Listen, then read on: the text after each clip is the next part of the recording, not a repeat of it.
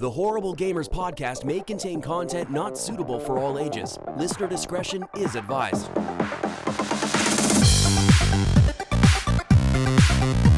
Welcome, ladies and gentlemen, a Horrible Gamers podcast, show number 441. Been recorded on 11/27/2023. That is November the 27th. For you guys that don't know how to tell numbers from like names, I guess. 11 is November, right, Mayo? Right? Yeah. All month long. Almost almost over. That's right. And welcome to the show, people. Welcome to the show, Gunny. Welcome back. Hey, it was a good Thanksgiving. I hope everybody else in America had a good turkey Thanksgiving or whatever it is you ate or drank. Mine was good. And Mayo, welcome back. You as well. Happy Thanksgiving. There, kind of a late show. We missed it last week, but Happy Cyber Monday. Yeah, it is Cyber Monday. Yes. Anyways, welcome back to the show, everyone. I know. Bill likes a small talk. You guys buy anything on Cyber Monday? No, I didn't. Well, actually, I've been buying just Christmas gifts left and right for the last week. I haven't really gamed much. I'm not even gonna lie. I didn't even touch any games last week, really, besides a little bit of Call of Duty. When I say a little bit, I mean a little bit, like maybe an hour max of Call of Duty, and that's it. Like, I've just been really busy, man. Just Thanksgiving, fucking shopping, fucking all kinds of shit. You know what I mean? So it's just been a real busy week for me. And yeah, it was a busy week last week. We went to Seattle. On my 1 day off, we decided to drive to Seattle, and it was a mess coming back. It was so much traffic. It was a nightmare, dude. I don't know how anyone lives in that. The weekend after the holiday, or what? No, it was right before. It was like the Tuesday before Thanksgiving. Oh, yeah. I mean, everybody's going to SeaTac to the airport and just going everywhere. I don't know how anyone lives in that fucking city, dude. Literally, man. The traffic goes from being like it'll turn a 30-minute commute, literally a 30-minute without traffic commute, to a 2-hour-and-a-half ordeal. Like, that's how bad it gets there. Like, I don't know how anyone lives in that fucking city. It is insane to me how much traffic there is in Seattle. You know, like, you think, sometimes we think Portland is bad, and it's not. Compared to Seattle, it's like nothing, dude. Like, not even a fraction of what that shit is up there, dude. You'll have a 6-lane highway, and it's all just packed with cars, dude. And then you got the HOV lane, which becomes like a toll lane after, like, during traffic peak hours, and they charge like $9 for every mile you drive on it. Wow, not cheap. Yeah. I thought it would be like, no, I think it's like, because we have them here, not where I live, but in the South Bay. But I think, like, once you get on it, it's around the $9, but you can stay on it for quite a while, I think. Can you? I'm pretty sure. Like, it'll charge you. How long? How else do they charge you? When I think about, like, there's like maybe they have the same thing up in Portland or Seattle now, where the Bay Bridge, going from Oakland to San Francisco, they changed it a couple years ago. Could be a little bit longer, where, remember, everything was like, oh, it's $4, or it's always just $5. But then they changed it, like you said, for high peak times of traffic, to where it could be $8 or $9 now. If you're going toward, commute hours or whatever. I know for a fact this shit said $9 every mile. Like, every mile there was a big ass sign, and it said $9. And it was like every mile there was a huge sign that said how much they cost. And it was like, wow. I was like, Jesus. It doesn't help though, does it? Right? Because people just jump in it anyway. Yeah, it was insane, dude. It was pretty bad. Taking advantage of people being in a hurry. It's been a rough week for me in terms of gaming. I haven't got any done. It is really terrible. I'm just fucking slammed with all this Christmas shit I have to deal with. Plus, I'm moving soon, so I got to get all my stuff packed up. And I haven't even started that. I see an empty room kind of behind you, and yeah. No, man, this thing is gonna be completely empty. This thing is gonna be completely empty by like the end of this week, I think. So I've been trying to figure out how I'm gonna pack everything up and start moving everything. So yeah, it's been real busy for me. But in terms of gaming, I really didn't buy anything, man. In terms of like There's a big Steam sale, but a lot of indie games, a lot Any of of that? stuff I on there. haven't bought anything. I haven't looked at any of the Steam sales. I haven't looked at any of the PlayStation sale. I think I actually did look at the PlayStation sale, but all the stuff that I want, it's stuff that I already own. It's stuff that we buy like full price when it comes out because of the podcast, you know. So Right. that's I guess that's a downside. A downside of doing a podcast is you buy everything as it comes out or whatever, and so when the sales come, you really don't have nothing to buy because you already own everything. You know, even if it's indie games, you still own them. You know, and so it's like I see indie titles and I'm like, oh, that's a good game. Yeah, that's a pretty good price for that game. But I'm like, I'm not gonna pay another $10 for this game when I already own it on the PC. You know, like why would I do that? Um, but yeah, I know I did see some sales on different titles on the PlayStation. I know there was a few like Ghost of Tsushima was a pretty good deal. Uh, Horizon was on sale. Last of Us, all the big titles were on sale. Like Miles Morales was like $10 or some shit for Spider Man. What else? I The think old Ryan Spider just bought that, Man. or I don't know if he owned it before. He The just old got that on Spider Man. Steam. Yeah. Yeah, the old Spider Man was on sale as well, and like a bunch of games were on sale, man, for PlayStation, and even like some of their so a lot of the Ubisoft titles were on sale too. I noticed like the Assassin's Creed games, Yeah, I think it's all of them Syndicate. were on sale. Syndicate is free right now on Uplay. I know we can talk about that during Is the it? show, which later on, but I Yeah, don't know if like it's all these Uplay or on Steam a that lot of it's these games free. were free or they were I like already on owned it on sale. Uplay. I know Kind of Assassin's Creed surprised. Valhalla and Watch Dogs Legion. There was a bundle for both of those games, which was like $15 or something, and then like the Ultimate Edition of Valhalla, which is like the $100 one. That one was like down to like $20. I'm like, oh, well, these are some There pretty good was deals. Like if you've never played these games or whatever, you want to play them and check them out. Like there's you a know, good bundle on there, like you said, for 35, and I think you get a few games. I think yeah, Ghost Nico, I think, picked it up. yeah. They picked up. They had a few sales like that where they had like different bundles of games or whatever. I know for a fact consoles were on sale as well. The Xbox Series X was down to about $400. It was $50 off everywhere, just general $50 off price cut for Black Friday. But then some places like Best Buy and Target were doing a thing where like if you bought an Xbox Series X, you would get a $50 gift card for their store. So basically you're getting it for 400. And I was gonna pull the trigger on that one. Um, I had it in my cart and everything, and last minute I didn't because I was like, I don't really want this. I I want it, almost but sent I you the don't link, want it. Jesus. I know you saw it, but I almost sent you that link today, and I thought, I don't want to bombard him with fucking. Well, Like no, I you know said you I want one. You got to take one now. It's $3.99.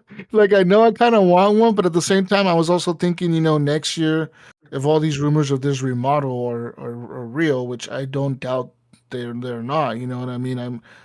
I could almost pretty much be assured that it's gonna be a remodel next year. I'm like, I could just wait, for the remodel to come out and just buy that one, with more memory or whatever, or Yeah. faster Wi-Fi or whatever the hell it has. Um, but yeah, I saw lots of PS5s everywhere, man. Lots of Those were on PS5s. sale. And I'm not even talking about the old PS5 Mayo. I'm talking about the new one, the slim model. Yeah.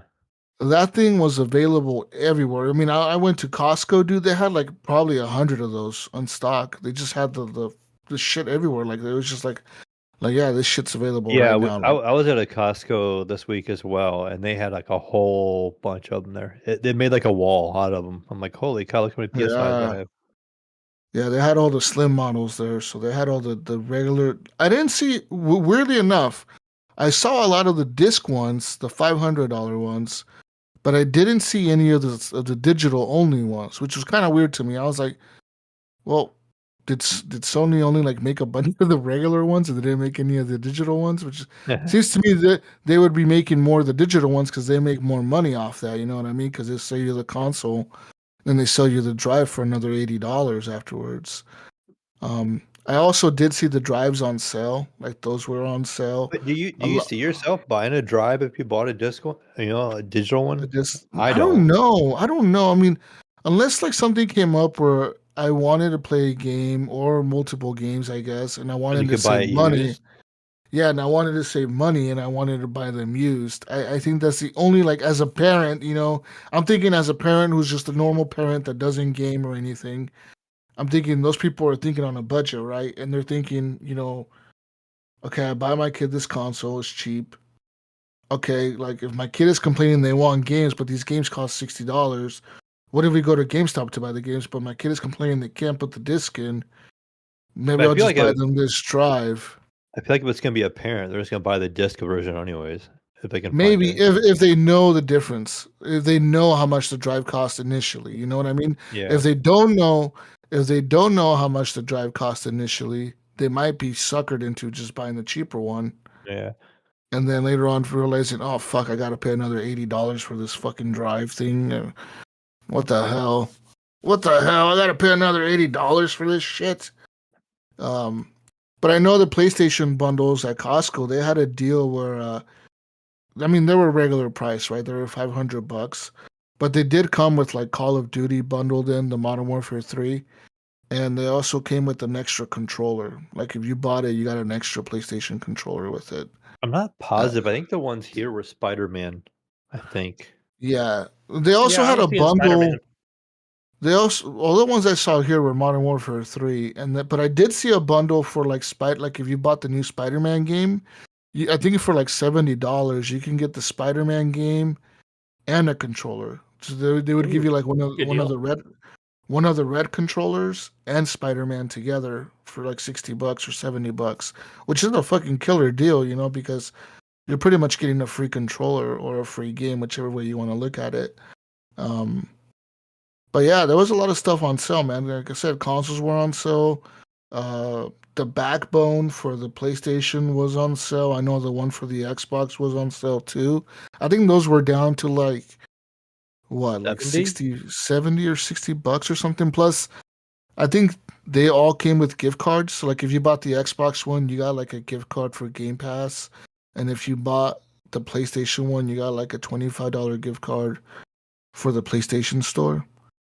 So I was like, huh, you know, so there was that going on too.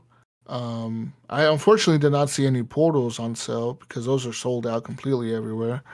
But yeah, man, there was a lot of deals out there for gaming, and not just for consoles, also for the PC community. I mean, I was out there and I was looking at the PCs they had, the pre-built ones they had, like at Best Buy and Costco and Yeah. fucking stores like that.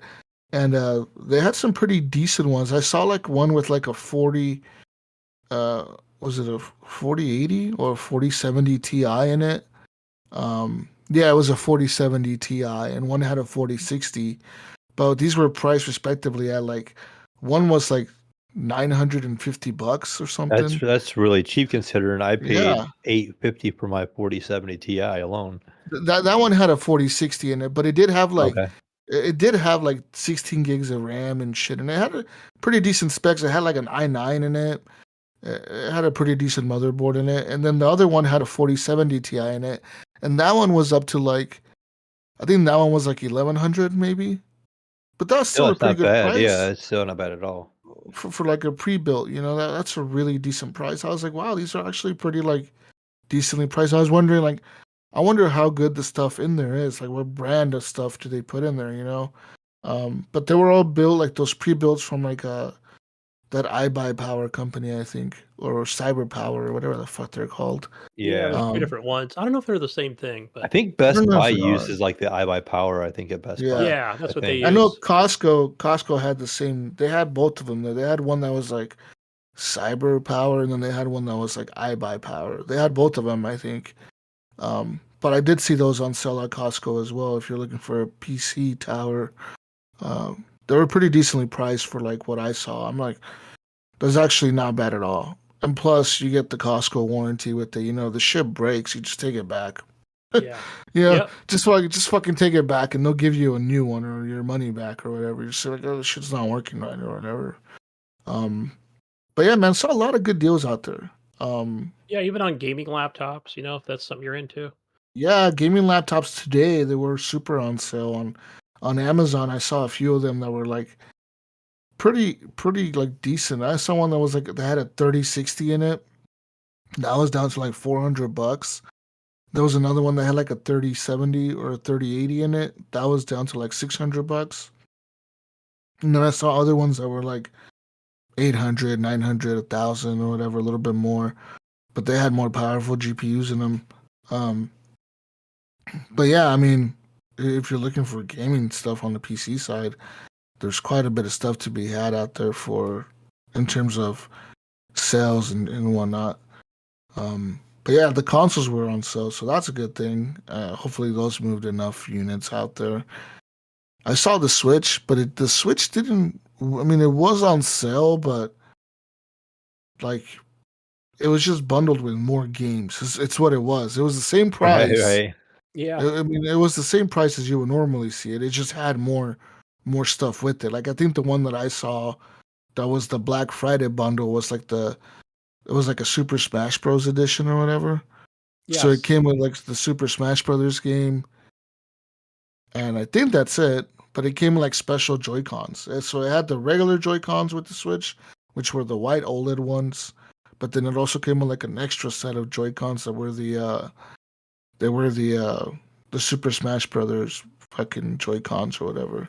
So I guess you got an extra pair of Joy Cons, which is like Which is nice. $80 Which is nice to have because and a game. I have an extra set, and it's so nice having be able to switch out or whatever. And they were like cool colors too, because I think the Smash Bros ones are like pink and green or whatever, or some shit like that, aren't they? Like pink and green, I think. But yeah, there was a lot of cool stuff out there, man. I don't know. Did you guys buy anything on Black Friday for yourselves for like gaming Uh, wise or anything? I did not for No. myself. I bought something for my son for Christmas, but that's about it. Yeah. No, I'm And that was still. just through Amazon. Yeah, I'm just waiting on my insurance money to come in so I can buy my OLED Steam Deck with the dock. That's what I'm Nice. excited to get. I know I have that coming. I have an OLED coming, but it's back ordered. So it was ordered, and then an email was sent that yeah, your confirmation is here. This is the payment. We took it. Oh, Your money, you get it 3 months from now. yeah. By the way, this thing won't arrive this month. It's gonna arrive. Initially, it said originally it was gonna arrive like in 3 weeks, and I was like, wow. And then it said no. It's now been back ordered. It won't arrive till like February, Oh my maybe, gosh, yeah. or March. They said maybe Man, even I probably won't get maybe mine till March. they said maybe even April if you're lucky. I'm like April. What the April fuck? Fools, we got I That's mean, like got all your 5 months from now, man. that So means they Gunny, you're said. getting yours in April then. If you haven't ordered Yeah, it yet, you So might be they June. I'm hoping to order it next week. they said it was really back ordered, like it really heavily, and so I was like, Well, that's God good. damn. I mean, good for Steam. That's telling you they're selling.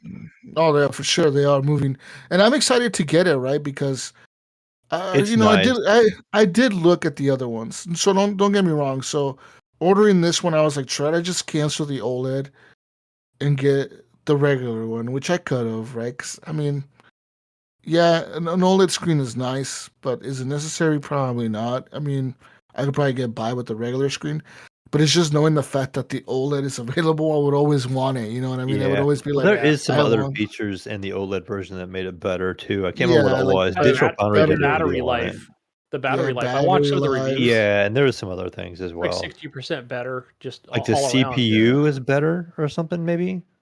yeah, No, I'm pretty sure, Mayo. I watched it. It's really just the battery, and then obviously everything that comes with an OLED. The deep blacks, the bright whites. That's yeah, from what I understand from the reviews that I watched. Like that's the two things, right? You get the Yeah, I was benefits yeah, of thinking the there was a OLED and the better battery. It's not a better battery, right? I think it's the life of the battery because it just every test this guy did with every game was like he was showing how it just took less power, for that screen. mhm, So it didn't matter what it was. And I think whatever mode that you could put it into, I don't know, whatever it does, increase frames. I don't know.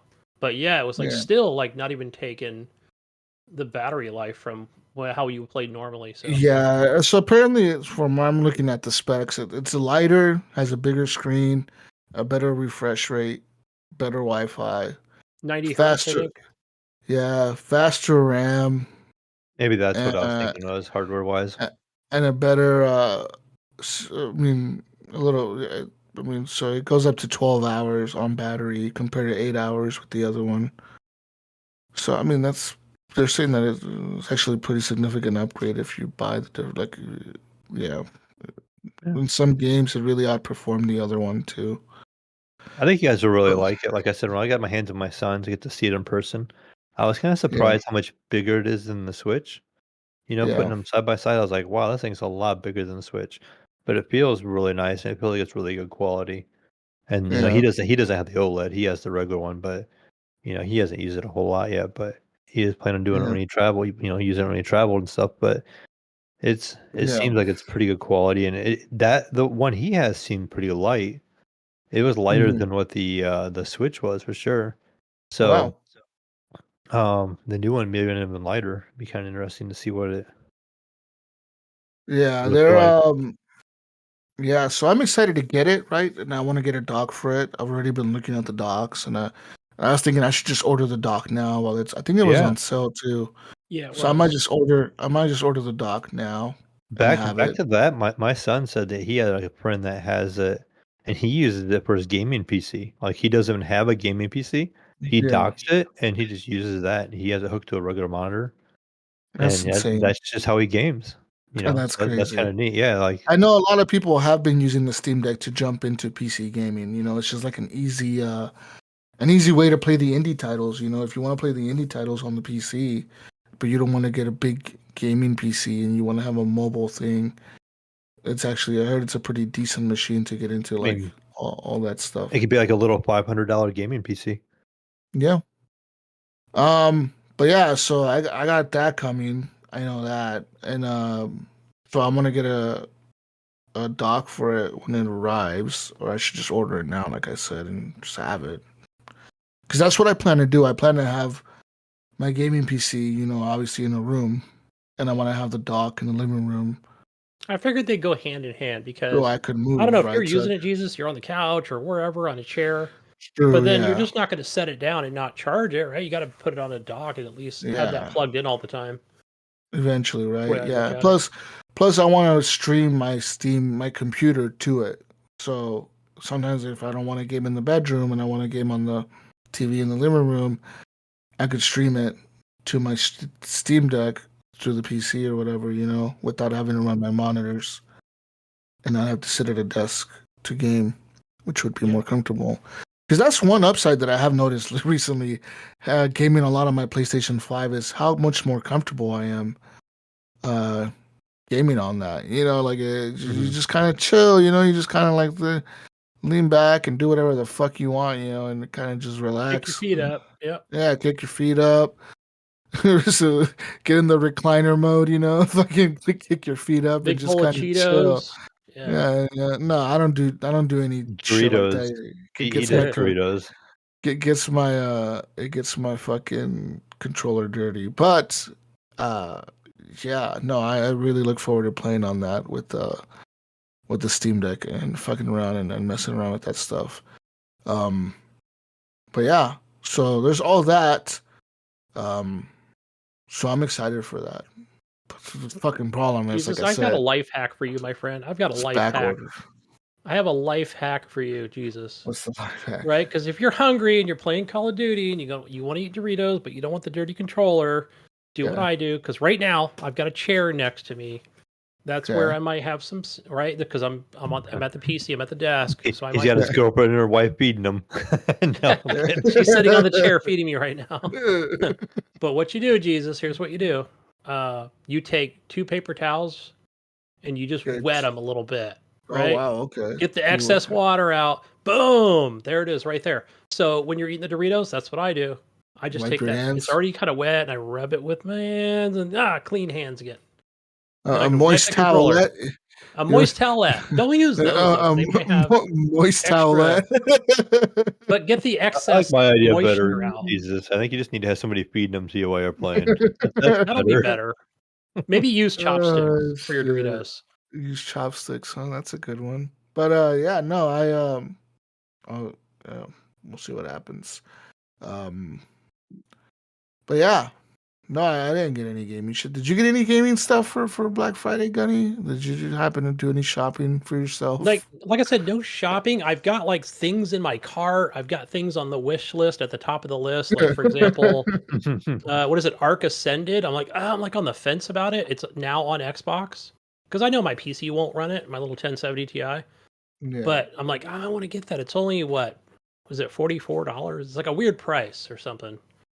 And I'm like, fuck, I don't.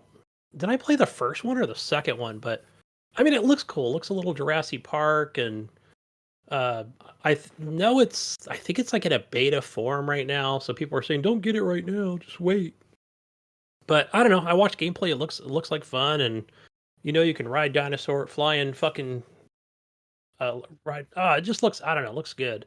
But Yeah. but you know what I really want? I really want Resident Evil 4 because I never got to play that. The trailer looks amazing. I like the gameplay. Talking about the remake, right? Yeah, the remake. Like fuck, I know that game's probably kind of too hard for me, and it can be frustrating. And I never finished the other ones except for the second one. That's the only one I finished. But and they always look amazing. So I want that. I've got 4 games in the fucking Steam card or whatever, like little indie titles. Yeah, so I'm like, just gotta press the fucking purchase button on it. But no, but what I was able to do is so I did pack up my Series S, right? Because that's gonna play Mhm. the new games, my Alan Wakes and anything that's XNS, enhanced or whatever. So I was able to bring that to the house and play that Saturday, Sunday. So I did get some good gaming in this weekend. Because Nice. Thursday, Thanksgiving, Jesus, I actually went and got that NFL ticket for it was like $7, right? For 30 days. So I could Yeah. watch some football with my buddy. Hell yeah. So that was cool. That was a good weekend for yeah, gaming and watching some games. Nice. Sports Yeah, man. ball. So yeah, I hope you guys had a good Thanksgiving. I know I did. And yeah. So just been doing my thing, man. Like I said, just been really busy with all this Christmas shopping and stuff, and spending way too much money on dumb shit like Christmas That happens stuff. this time of year, doesn't it? I mean, it just like Yeah, man. a lot of sales going on and a lot of random shit to buy. Yeah, I think today I spent like almost 500 on Cyber Monday. Just buying hmm random stuff. Just for the kids. So Yeah, yeah, it adds up quick these days. it does. It definitely does. Yeah, so yeah. Anyways, let's move on here, fellas. Let's talk about what we've been playing, I guess. And thank you And to all the Patreons out there. We appreciate y'all. oh yeah, thank you to all the patrons. Let's give a shout out to We the kind of Patreons. jumped over that, but we had to talk about random stuff, gaming Give related. a shout out Small to the talk. big shout out to Leahy, Jason Sams, Robert Noble, Chad, and Leanne, Pork Chop Poo, Night Prawn, the best HGP host ever, Evan, Raw Dog, Bark Bark Tanaka, and Bill Gardner, the second of his name, renowned first ever HGP Patreon, Father of Dragons, Elden Lord, and Starborn Pirate of the Cosmos. Shout out to all of you for being Patreon machines. We appreciate you. We love you. And what we've been playing, and I honestly have only been playing Call of Duty. That's it, man. I'm level 55. I'm waiting for season 1 to drop on the fucking season for Call of Duty. So apparently that's when the prestige modes are gonna come and you can continue leveling up or whatever. Um, so I'm looking forward to that. Um, but yeah, I need stuff to do, man, because yeah, because Call of Well, Duty is weird this year. So they have a new way to unlock stuff. So once you reach level 25 in the game, instead of just, how in traditional Call of Duties you would unlock stuff by you would unlock shit by leveling up, right? So you reach level 26. Now you unlock the Claymore, so you reach level 27. Now you unlock the bomb suit or whatever, so you can take less explosive damage, like a perk. Or like you reach level 28, you unlock this new sniper rifle, right? So now they have that. So they have levels where you reach a certain level and you unlock the item. So say you unlock the Juggernaut kill streak, right? So you unlocked it now, but now because you're level 30, you may have unlocked that as an unlock for level 30, but now you got to complete challenges to actually unlock it to be able to use it. So you've now just unlocked the ability to complete challenges Yeah. to Get get that thing or whatever. Get that grind on. Yep. Which the challenges are actually 3 daily challenges they give you in the multiplayer. So the challenges they refresh every day. They're daily challenges, and they'll be different every day. So it'll be either, get 10 kills with the sniper rifle, get 10 kills, or get 3 kills with the grenade, or get a multi kill, or win 5 matches of search and destroy, or whatever, like random shit like that, right? And then once you complete those three challenges, they count towards your progression of the unlock. And some items take 1 challenge to unlock or 2. Some take 3, some take 5, some take 8, some take 12. It depends what the item is that you're trying to unlock. So say you complete those 3 challenges, right? So you still need 5 more because your thing needs 8 challenges to complete it. To unlock it, right? You want to unlock this kill streak, you need 8 challenges done. So you've done the 3 dailies. Don't think you ran out of challenges when you do that. What happens then is now it'll unlock the extra challenge, which the extra challenge is pretty simple. It's just win a match. So the more matches you win for the rest of that day counts towards 1 challenge completed towards your unlock, right? So you just got to win 5 matches that day to unlock that item. Now you may think this sounds pretty easy, Jesus. You just got to win 5 more matches in Right. 2 hours, right? That's pretty easy. No, it's not. Like there's been times, man, where I've been like, what the fuck? How have I not won 5 matches in the last 2 hours?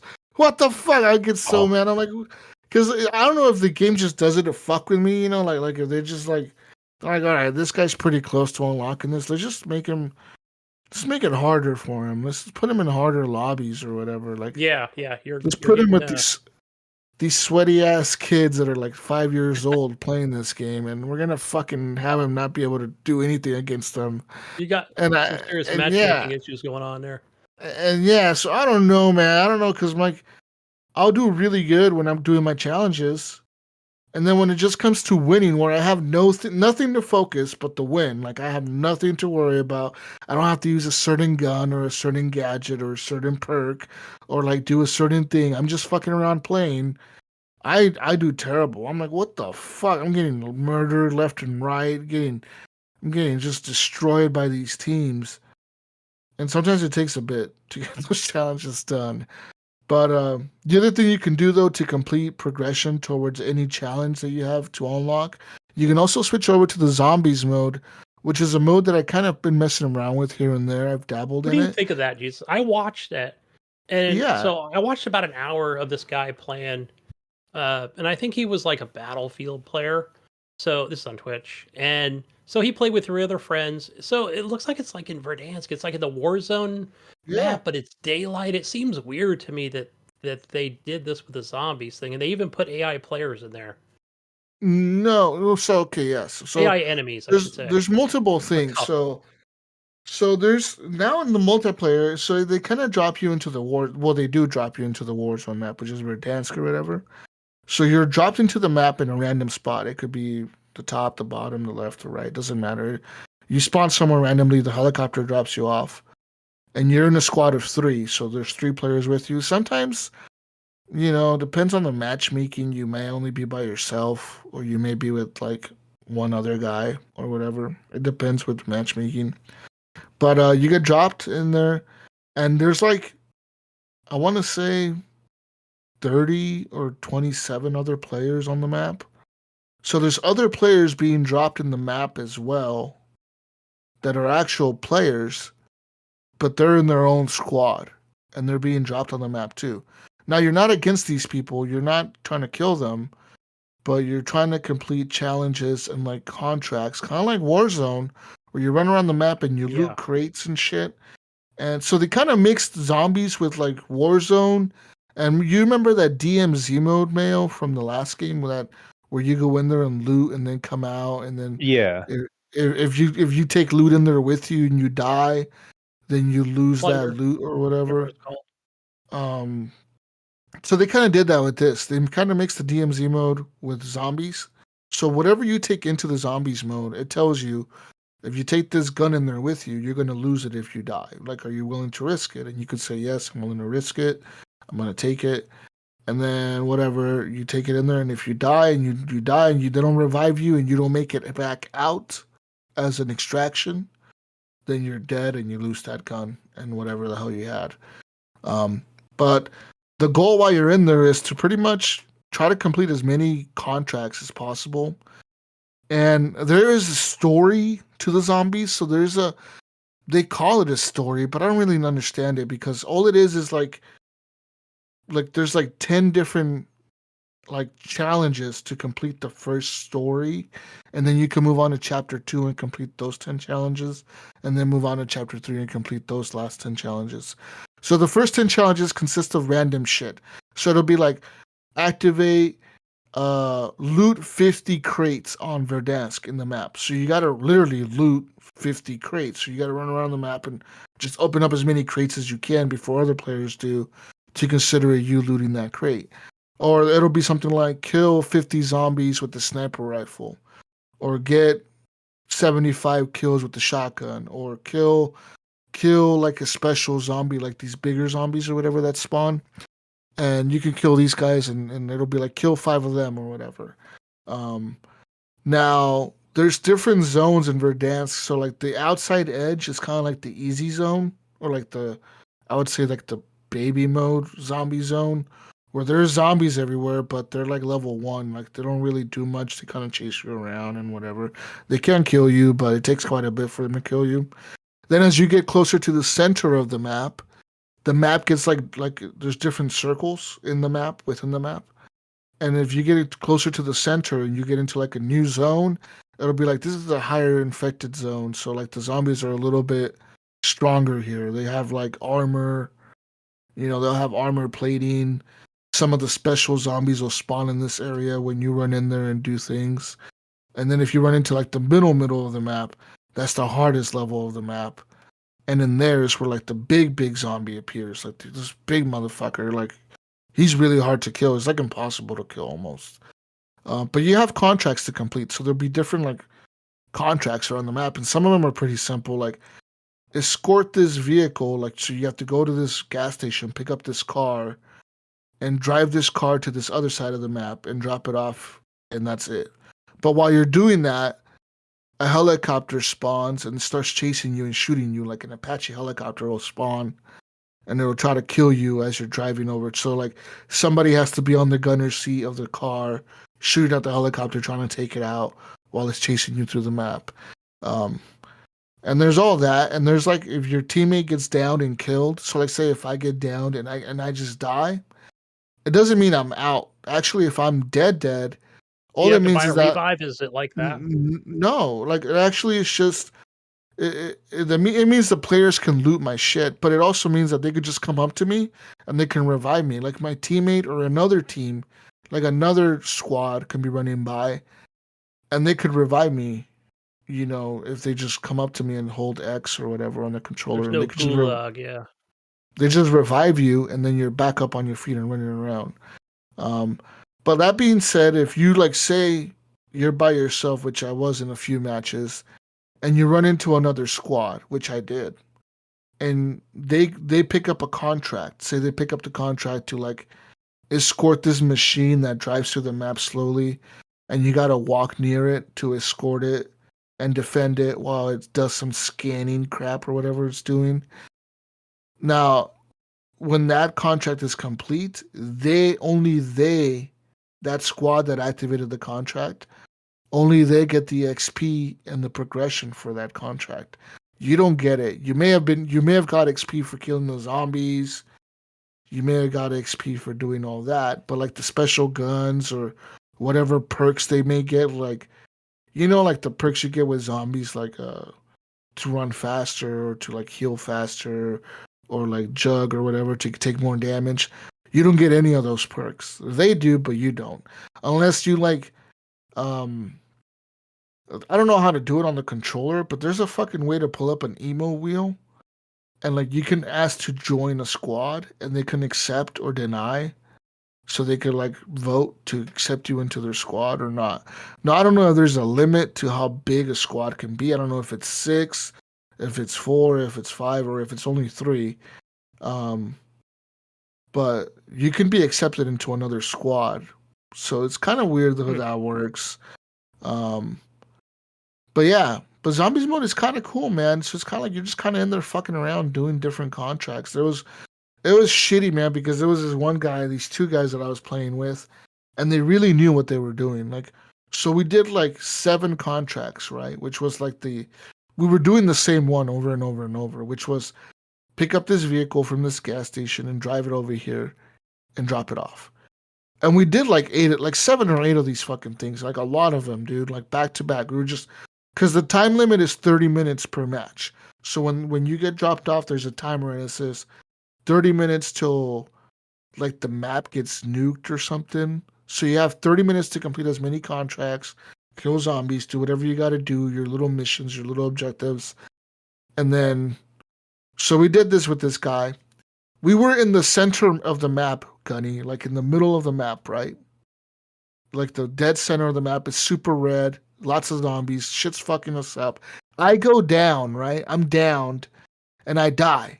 So they actually come back for me, and they're like, fuck, let's get him. So they go back there, they're doing some fucking SEAL Team 6 shit, and they like fucking revive my ass. I get up, and we start running, right? This is just like, dude, just run, run, run. We gotta run to this crane, get to the top of this crane, and we're gonna jump off the crane. And when we jump off the crane, we're gonna parachute to the extraction point, because we had like 1 minute and 40 seconds to get to the extraction before the nuke went off. So you see you look at the map and you see all these other squads going to the extraction sites. And there's us in the middle. Yeah. So we're like the weirdos that just stayed behind to the very last minute, literally to the very last minute we were completing contracts. And I get on to the top of the crane, Gunny, and guess what happens to me, dude? I got fucking... No, dude, I got stuck you jump in the other direction. No, okay, no, that would have been bad. But no, I get stuck on top of the crane, dude. And I'm like glitched into the crane, and I can't fucking jump off. I'm like, what the fuck? What the fuck? And I see these guys, and they both jump off the crane, right? And they're like, Jesus, what are you doing?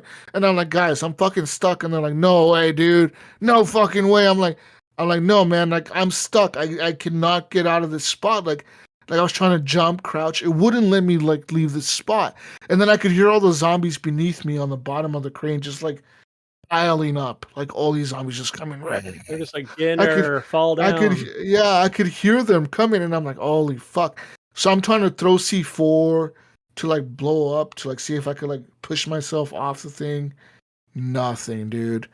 So unfortunately, after completing for like 30 minutes all these objectives with these dudes, I had a lot of XP, everything. I just literally died at the end.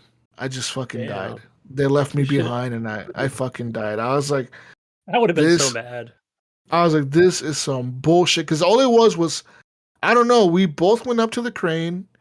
He was like right in front of me, and I don't know. Maybe I turned left or something, and I went kind of into the cab, you know, where the guy would sit in a crane and an operator would sit to operate the crane. I kind of stood in the cab, and then I couldn't get out of the cab. I couldn't get out of it. I'm like, what the fuck? I can't get out of this thing, dude. And he's like, what do you mean? I'm like, I can't fucking move, man. I'm stuck. I'm glitched onto the fucking console. I can't move. And I couldn't fucking move. I was so mad, man. It's good to see, I know I would have been like fucking screaming at the game. But it's good to see Pack-a-Punch is back in there, and the mystery box. It's good. It's kind of weird to see it in the DMZ Warzone, but style. Yeah, we hit the box a couple times. I had a pretty cool gun from the box, and then I hit the Pack-a-Punch with it. And dude, once I hit Pack-a-Punch like 3 times, because I had like 25,000 points to spend. So I hit Pack-a-Punch 3 times, boom, boom, boom, boom, boom. and my gun was like max Those are level. those are good for fighting the big zombies. Dude, that thing had like 600 bullets or something. I was like, Jesus. And I'm talking like 600 bullets per like magazine. Like I never had to reload. It's just like unlimited ammo almost. You know, it's just like, Yeah, and it was like that's shooting nice. like fucking blue lasers or something. I'm like, what the fuck is this gun, dude? It went from like being a rifle to like some crazy looking fucking space gun or something. It was pretty cool. I was like, this is, but yeah, it sucked having to lose all that progression and all those guns and all that shit that I had. That really sucked. I was devastated. And that kind of threw me off of zombies. So I'm hoping with the patches they've been doing, they've kind of patched some of Don't those fucking don't bugs climb the out. crane anymore. Yeah, don't listen to that guy. Well, no, well, they made it. They made it to the extraction. They landed, helicopter came, fucking rescued them. Everything was cool, man. And then there's me being left behind while the nuke goes off. And then it has a little cutscene that shows the nuke coming in with the plane. And then the nuke drops and then it blows up Yeah. the map. And then Reminds you me die. of just being in Starship Troopers where I spawn back in. I'm at the top of the fucking radio mast, and I'm over there just crying like Luke Skywalker in original Star Wars. What was it Empire Strikes Back? Or no, the OG whatever. I'm just crying like, no, there's fucking 5 billion bugs around me. Yeah. Bye, Yeah, Jesus. You guys taking it off at was the landing zone. it was pretty bad. But then I played some other modes. So I played a little bit of Ground War, which is kind of like Battlefield, where they have the different objectives. They have vehicles in the map. That's that. But I also played a new mode. It's called War Mode, and this is a little bit different. So it's like, I think it's like 8 versus 8. It's a weird number. It's not the normal amount of players, I don't think, or maybe it is 6 versus 6. But it's a different mode from the other games where this is like strictly like one map, or maybe it's two maps now, but I know it was one map when I was playing it, where it's objective based missions.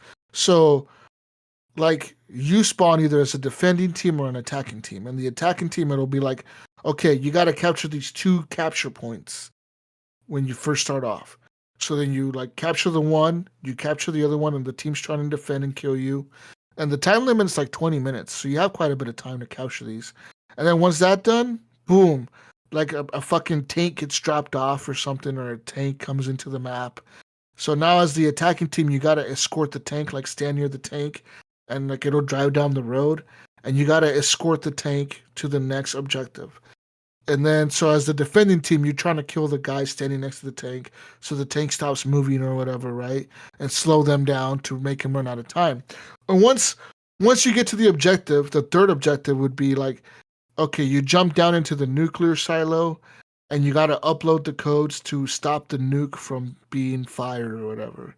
And as a defending team, you got to defend the nuke consoles or whatever, so the team that is trying to disable them doesn't get to them or whatever. And it's kind of a cool mode, man. It's very like objective based and it's very like battlefieldy, like, so they're kind of like they're completing objectives and they're pushing you back. And you're trying to defend objectives and they're trying to push you back to the next objective. It's really a lot like Battlefield. It's like Call of Duty looked at Battlefield and said, why don't we have a mode like this? Why don't we try this, right? Except that it's like on a way smaller scale. So it's only like I said, it's only like 10 versus 10 or 6 versus 6. It's in a small amount of players. So it's not hectic like Battlefield where you got like 60 players against 60 players and shit. It's way smaller, but it's kind of cool, man. So I kind of want to see them kind of get into more of that kind of stuff. And I know I've seen it where they're trying to experiment with different modes now, Mayo and Gunny, and they're trying to experiment with like a higher player count, like 10 versus 10, 20 versus 20, 30 versus 30.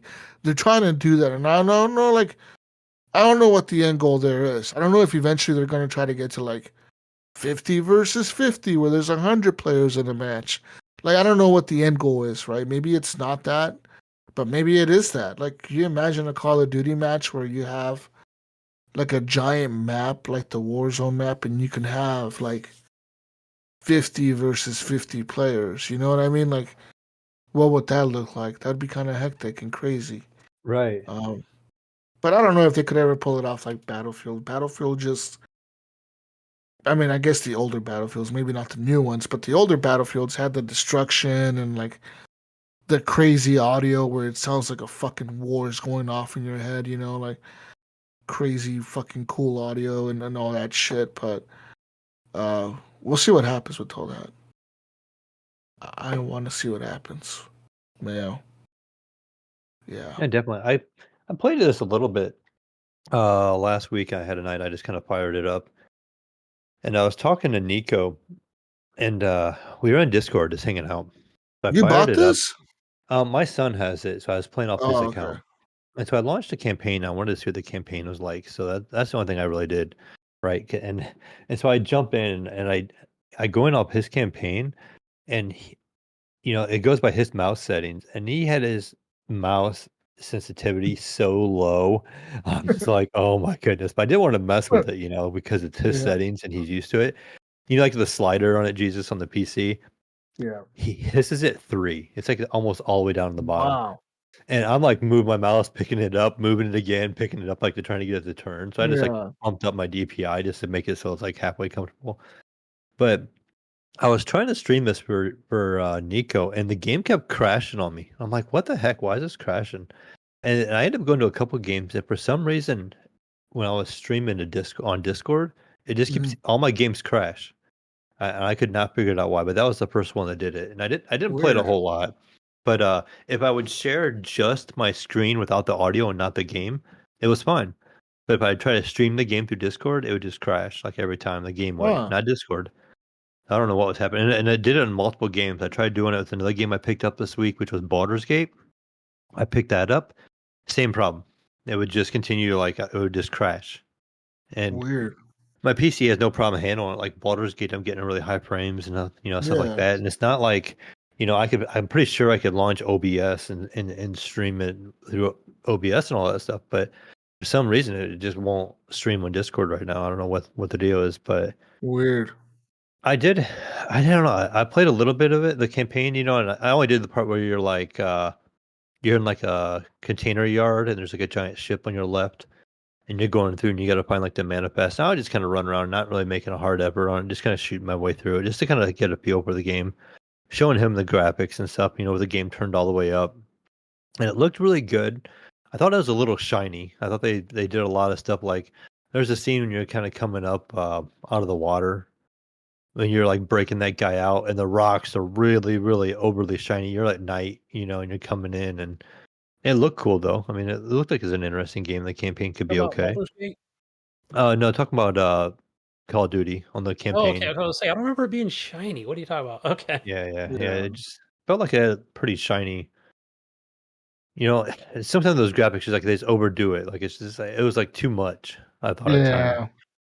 But besides that, it felt Yeah. pretty good. It was kind of weird having the plates and all that stuff in the campaign. I don't remember them being in the other one. No. Like you're finding these plates in the crate, and you're putting those on. You're finding different weapons in different places. And you could. Yeah, that was kind of a weird thing. I don't know if they should do that on the next one. I don't think they should. I didn't like it much. Yeah, they should have just kept it the same. I want a linear campaign, man. Just like that mission where you're breaking the guy out of prison. That was cool. But then the Yeah, next that mission was was a kind neat of one. lame.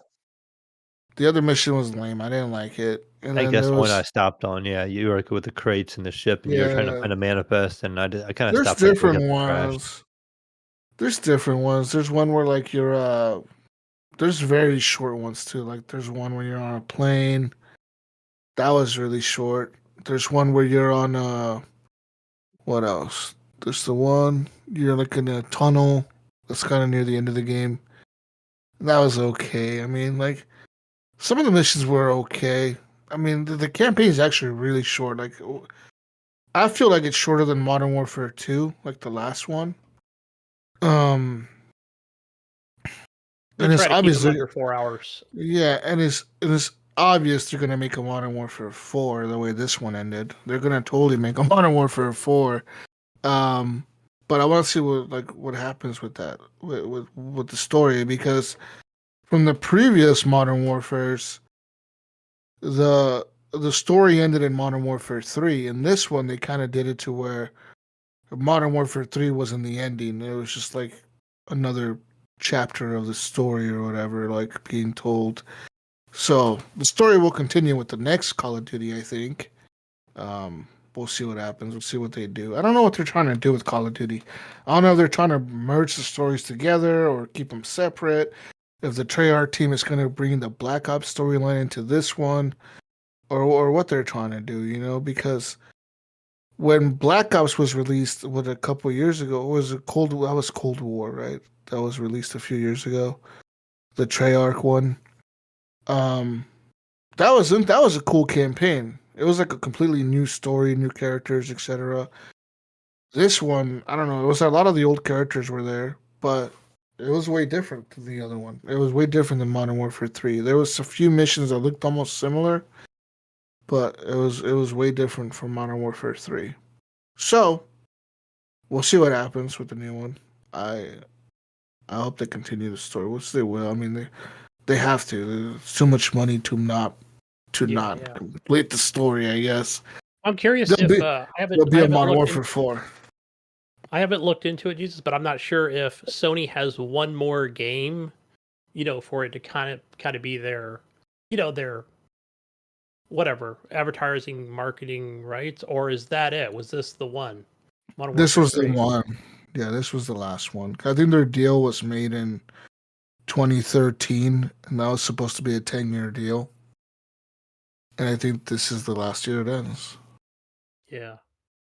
But I mean, I don't see Microsoft changing anything until probably near the end of 2024, They don't want to make too many drastic changes. Yeah.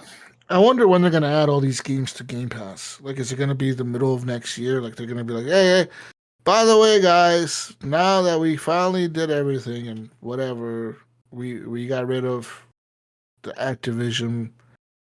What's his name? Bobby Kotick. Yeah. He's on his yacht hanging out with Gabe. $50 billion fucking parachute. Yeah. No, okay, but I think like now we're gonna put all these things on Game Pass. They're all there tomorrow, Gunny. I know. I think Phil Spencer said in an interview recently within the last 30 days. I didn't read too much into it, but I think he was trying to say that like it's not going to be an all-at-once thing. It'll be more trickled down throughout the year. I think that's what he was getting at, but not until 2024. Yeah, that they'll start doing it. So yeah, I want to see. Yeah, I think we'll see the next. I don't even think the next game is going to be a day one game. I don't think next year's Call of Duty will be a day one. Hey, we talked about that. That's going to be interesting.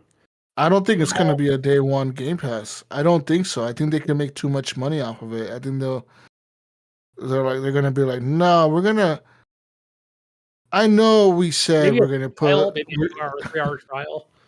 No, I think they're going to be like this. I think Phil and them, they're going to be sitting there and they're going to be like, well, we could put this day one on Game Pass, right? We could do that. Or we could just charge people money to pay us to play it on day one and then put it on Game Pass 2 months later. Yeah, I can see them doing something like that. It would kind of go against what they've been doing, though, right? Everything's day one. That's what you pay for, day one. But money talks. They could just a lot of money there. Yeah. We could make $1 billion in 2 months, or we could just put it on Game Pass. What the fuck do we want to do? Hey, but they upped everybody's subscription by $2. No, it doesn't matter. 2 months ago? So that should be paid. That was the deal. No, that was for Diablo. That's it. Okay, that's for that just Blizzard for Diablo. shit. Is what you're saying? Yeah, it's not gonna. That was for Starfield. Okay, that was for Starfield and Diablo. Okay, you got those. Okay, we'll put Diablo 4 on there for you. Okay. Oh right, that's gonna come in January. It's better, even though I bought it, but that should come in January. I don't think come next year they're gonna. I think that whole day one on Game Pass shit's gonna change. You think so? I mean, I guess I think so. I think that's the whole point. Yes, they can. The fuck they? What do you mean they can't? Just because they promised it at first doesn't mean they can't change it. Yeah, that's true. Yeah, all they have to do is They could be all like, oh, due to economic whatever the fuck reasons. Yeah, or everything whatever. except for Call of Duty. Yeah. Well, do something Call like of that. Duty is the only game we will not put on Game Pass day one. We'll put it on Game Pass 6 months after release or something. I You don't know know, about like, that. Yeah, maybe 30 you days. know. But you think about it, even if they do 2 months or 90 days, 3 months after launch, how much money they can make in those 3 months Yeah. by Well, just the way I see it, charging you the full PlayStation price. players are going to be, they're the ones that buy most of it, most of the Yeah. Call of Duty games. So they can make that money off of them. Oh, and they will. Yeah. And they Right. fucking will. They fucking will. Most They're gonna be players like, are yeah. not into the politics or, have a podcast or know what's going on. Right. They're just going to be like, it's Yeah. Call of Duty. It's only on PlayStation. That's why I buy it every year. So, yeah. Or I get should pay for my this. day one. What if Microsoft creates an addition to Game Pass? All right, listen up, Mayo. This is a new thing now, Mhm. Mayo. Okay.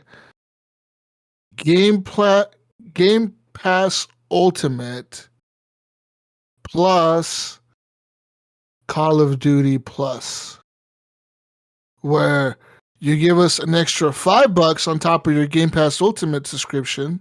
Okay, Gunny. Okay, Get listen up, greedy, Gunny. Phil. No, listen, Hmm. Gunny. Okay, your Game Pass subscription Ultimate costs $19, but for $5 more, Gunny, just $5 more. Okay, you can get Call of Duty Pass. Okay, Yeah, what if they just do a Call of Duty pass by itself? yeah, exactly. So they And can put it stand on alone, yeah. PlayStation. Yeah, so they can put it on PlayStation. Yeah.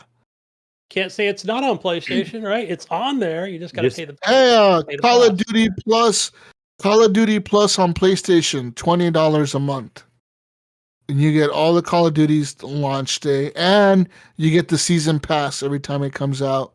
You get access to the season pass Yeah, that would for never free. fly with PlayStation. They'd be like, "Give us the 70. We get our 30%." But no, they say they give Sony 30% of Or all they their got to pay Microsoft subscriptions. 30 now. Excuse me, the other way around. Say they get 30% from the fucking subscription fee. And that brings more players to Call of Duty for Xbox. And then Xbox can say, okay, we're charging the PlayStation people $20, but if you're a Game Pass member, we're only going to charge you $5 Oh to yeah, add this that's onto your good thing. marketing strategy right there. See, you Yeah, get an extra $5 out of people, and now you don't got to put it. You wanted day one, you pay us an extra $5, or you pay $70 for the game. What do you yeah. want to do? But wouldn't that be? I mean, I think that would be a big slap in the face, though. Seriously, like let's It just say would. come It would January, be. It would be. But or what do you think? What do you think the end game for Microsoft is here? Do you really think it's for the gamers? Do you really think? Do you really think for the Phil and shareholders. exactly Yeah, what fucking matters is money, Gunny? And I'm telling you, that's a good way to make a lot of money because they see all these other things that do it. They see Hulu and Amazon and Netflix charge extra for like shit, for like different crap. yeah. Like I could definitely see. Netflix I could Netflix definitely see charges a you to two-tiered. share your shit. Hulu charges you add-ons for ESPN and Disney Plus. Amazon charges you add-ons for HBO and Showtime and Stars and all that shit. They can all yeah, do I it. Why I can't could they? see it. Yeah.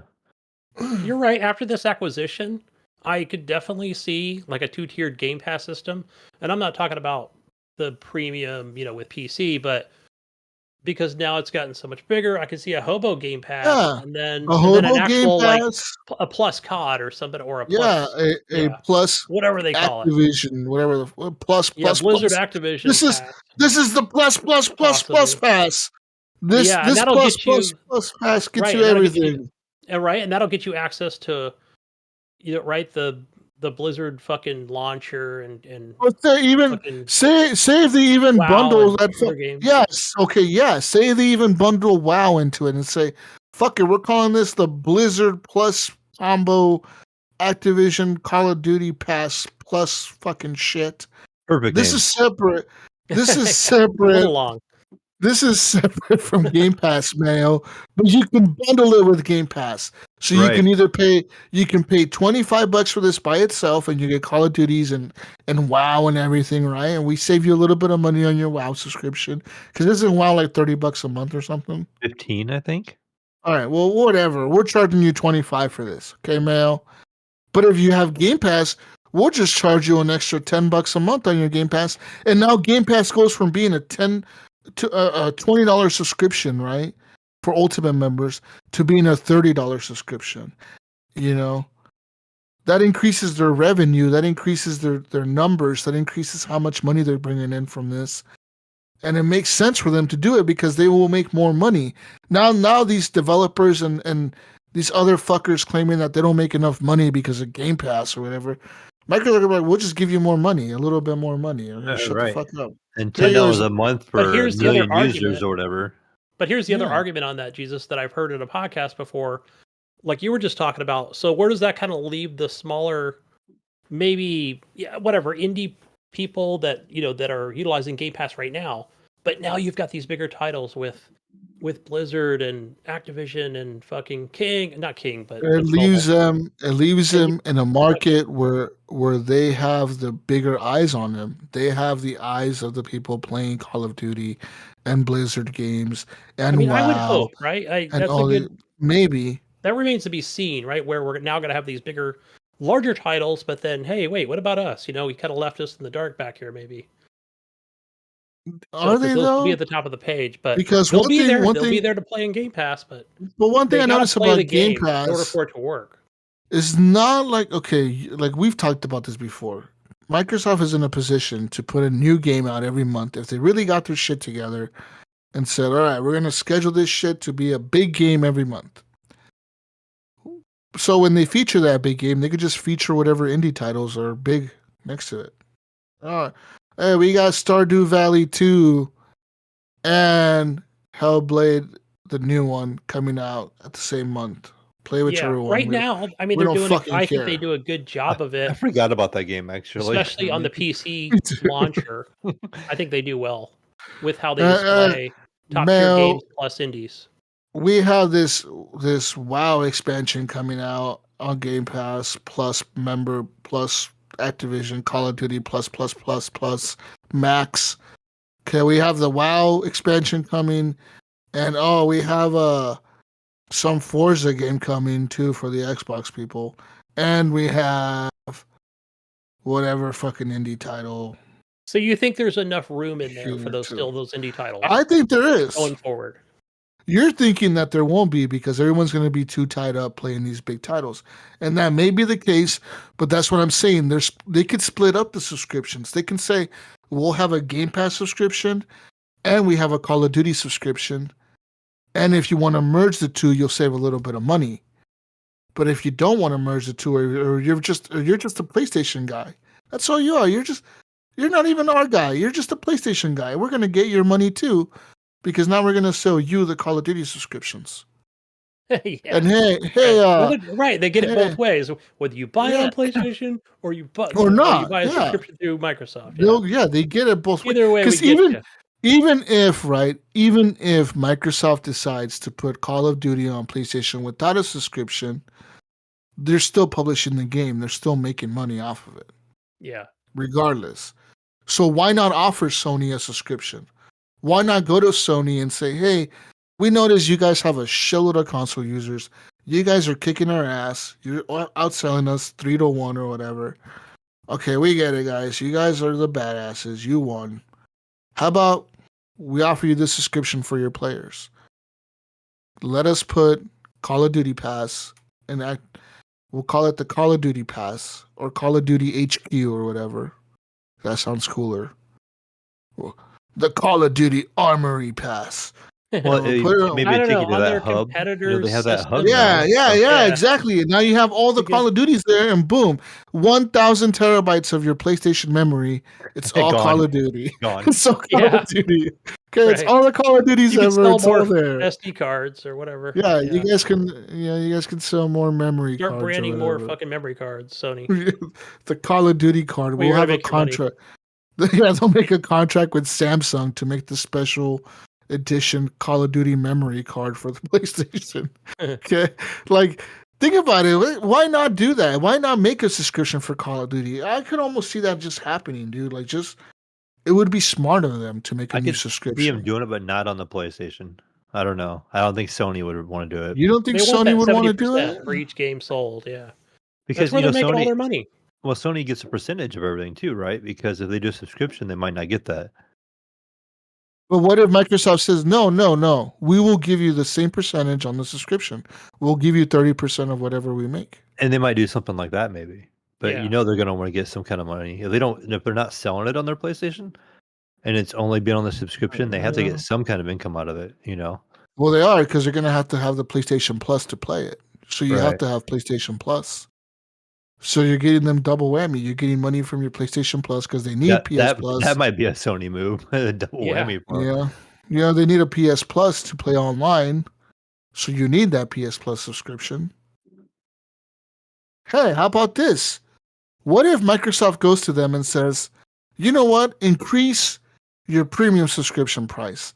Your people are already paying $180 a month. Increase that shit to $200 a month. Okay, for the PlayStation Premium, or $200 a year. Increase it to $200 a year from $180. That's a better idea. And now you include we'll let you include Call of Duty Pass with the premium, the super subscription. What if they do that? Like, that makes a lot of sense in my head. If I was Phil Spencer, I'd be making phone calls to Sony, and I'd be like, look, guys, hey man, I'm sorry, Jim. I'm sorry you got fired, buddy, or you quit, but let's be friends and let's figure this out. Yeah, Okay? whoever the next guy is, or whoever. Yeah. Because there's interim right Let's now. be buddies. Yeah, there let's will be be. buddies. Okay, we're all here to make money and fuck the gamers, even though we do it the nice way. Let's all get on together and take more money. You can even take our Halo skins we're going to put in the next Call of Duty. Sure. You guys want it. You guys want a Spider-Man skin for your Call of Duty? We'll do that. I mean, we gave you Minecraft, so you can't say no. Come on.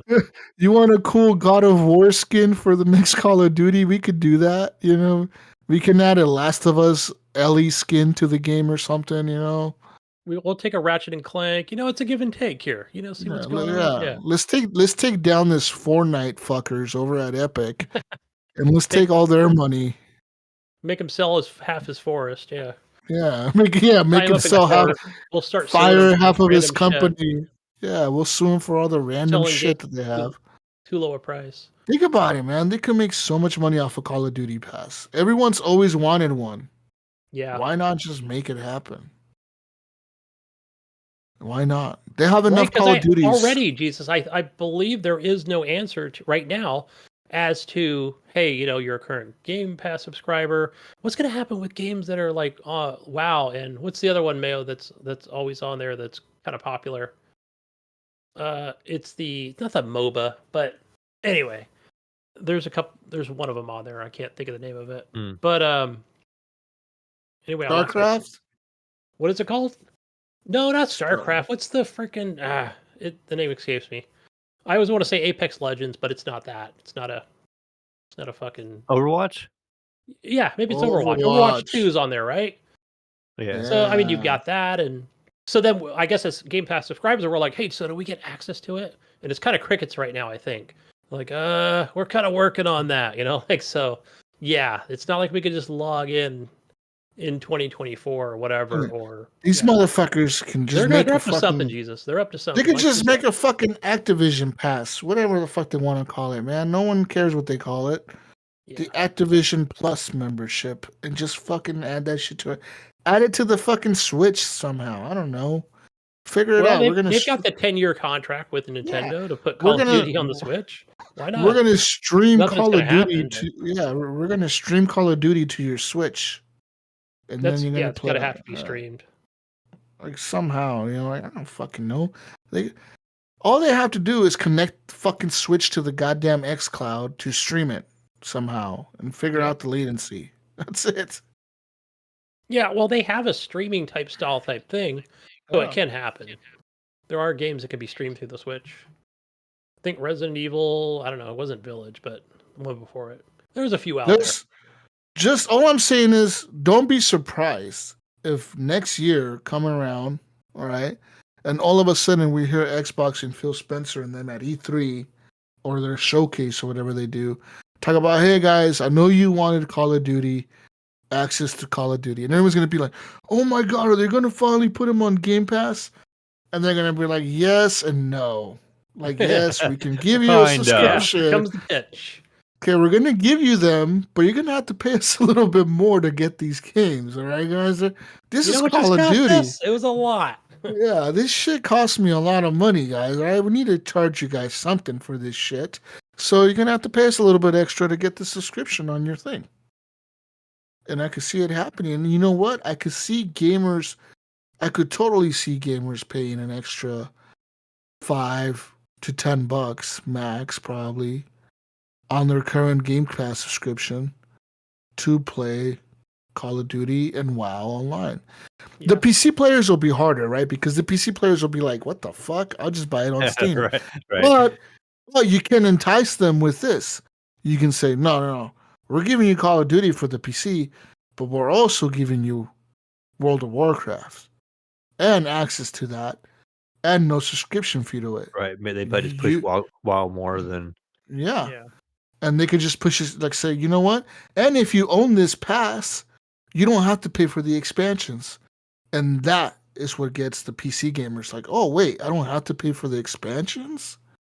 You're telling me if I just subscribe to this thing, an extra $10 a month, I'll get the expansions, Call of Duty, World of Warcraft, all at the same time? Now, Man, that's a there's the good carrot on the deal. stick. There it is. That's a good deal. And people And will then do the it. icing on the cake. Perfect. And then we'll all start playing World of Warcraft, Mayo, and then we'll get our asses kicked by all the fucking level 300 players or whatever in there.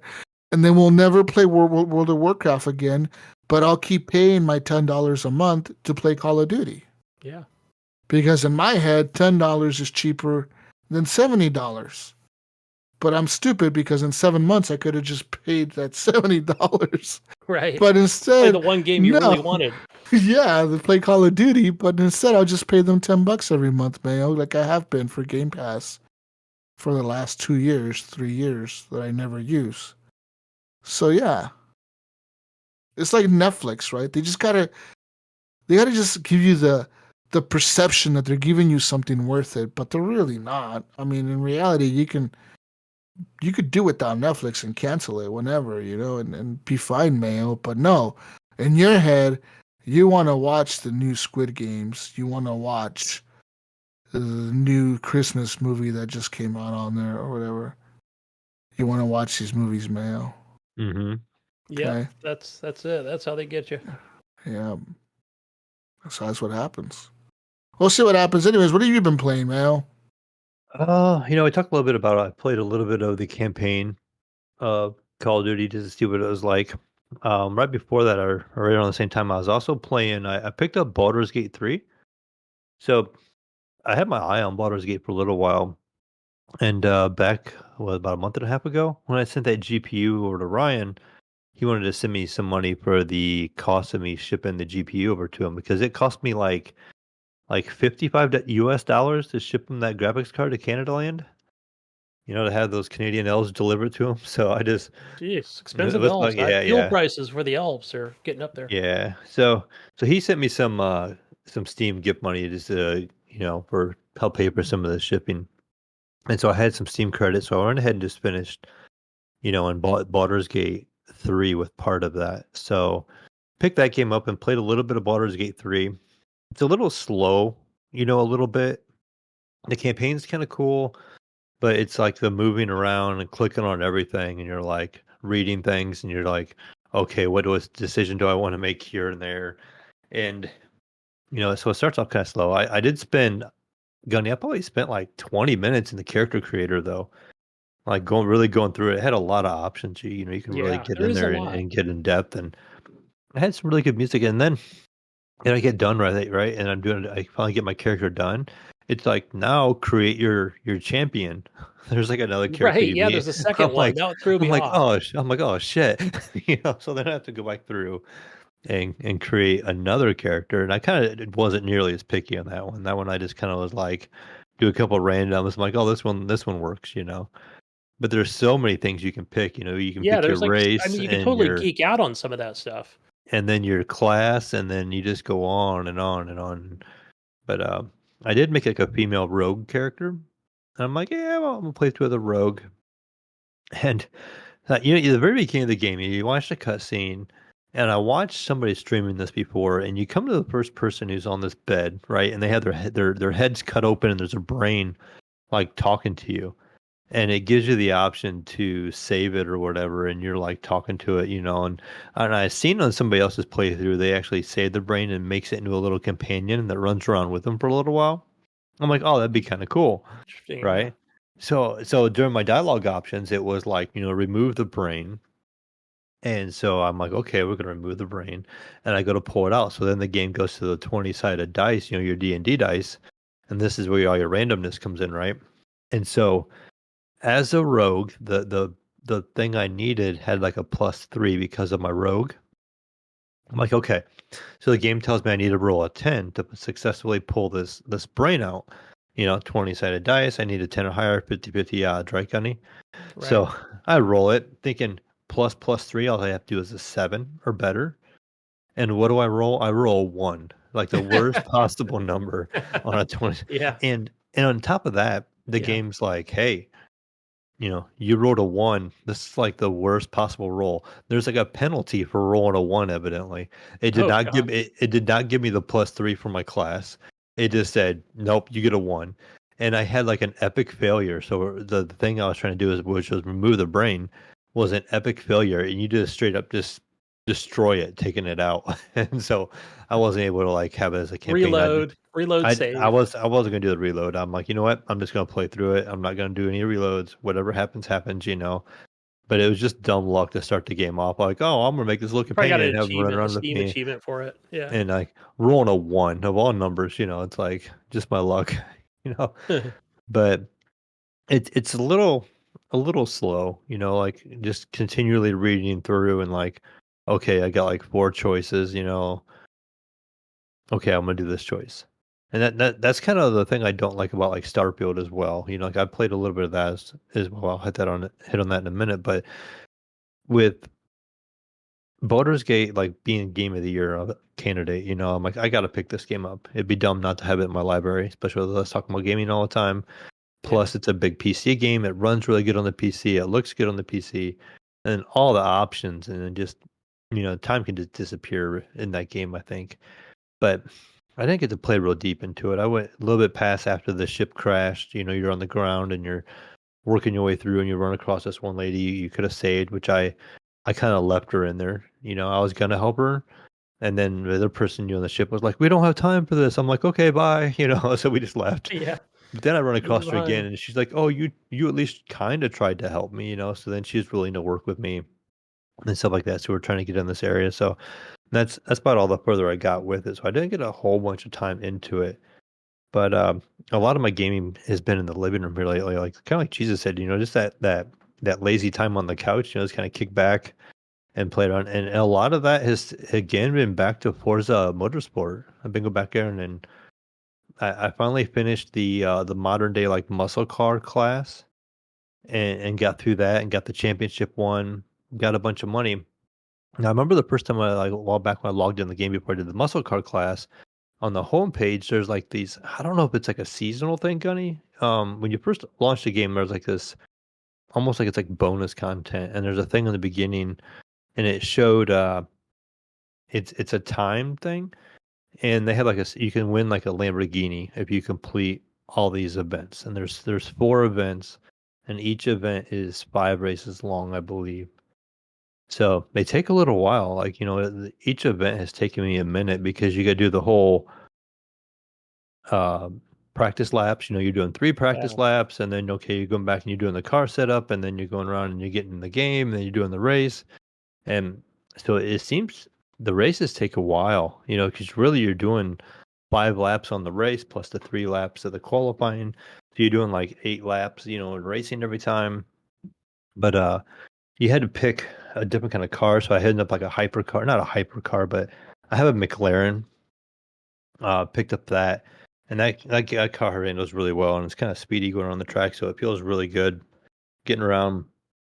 And the game feels great in that aspect, like going through and still trying to master those corners and leave the car in manual mode and, downshifting and upshifting, but still just probably where most of my time went this week. And now I kind of want to like complete all those before the time runs out on that and get that special. It's like a special Lamborghini you can get. And they say it's like unique rewards. It's like a seasonal item almost, I think, Okay, where I haven't it's a picked the game. I limited, haven't played it. I haven't played it in a yeah, while, so I haven't it's a seen it. limited time you can get this cars available, I guess. So it's like you get this car, it's not always available to buy or whatever. So I'm like, all right, I'll try and play through with that to get that and see what happens, just kind of tinker around with it. But I enjoy it. It's gonna take a while, and I don't know if I'll have time before, that time runs out to get the car or not, if I want to dedicate that much time to it. Yeah, But we'll see. I do wish the practice rate tracks were like maybe 2 laps, maybe not 3. Yeah, I mean, I guess it does give you a better feeling because that means you see each set of corners like 3 times, Yeah, But yeah, you're right. And there is a way to skip it, like in our one gaming group, you can like start it and then you can kind of just like pause the game and then end the session and it will let yes, you go on to the race. But I do like playing the game where you do the practice laps because I am using the car in manual mode and the cars do feel a lot different that way with the assistance turned off and the cars in manual mode. They do feel a lot different and you do got to kind of learn those corners a little bit, right. what gear and what RPMs you want to be in them and your score. So I think they've I kind of been following. I think this time they decided to follow the F1 Formula Car games. Like does that's that how follow that? they're all like that. Yeah, I think they're Okay, I don't all play those. Yeah. the last 3 that I've played, and there's one every single year comes out But on the I've been calendar enjoying that every aspect of year. it, yeah. So, and I don't have very many cars. I think the only cars I've unlocked so far are the Mustang is one I started with, and then I have But I you think don't the have to do next, them in F1. yeah, I can't remember what the other That's car the thing. was. There was like an import that I unlocked early, and then I went and got the Camaro. I had to have the Camaro. That's like a requirement, right? The white Camaro SS like mine, and Yeah, now I have this McLaren, and so just kind of playing through that. Another thing I've been playing, it came with my Xbox Series X.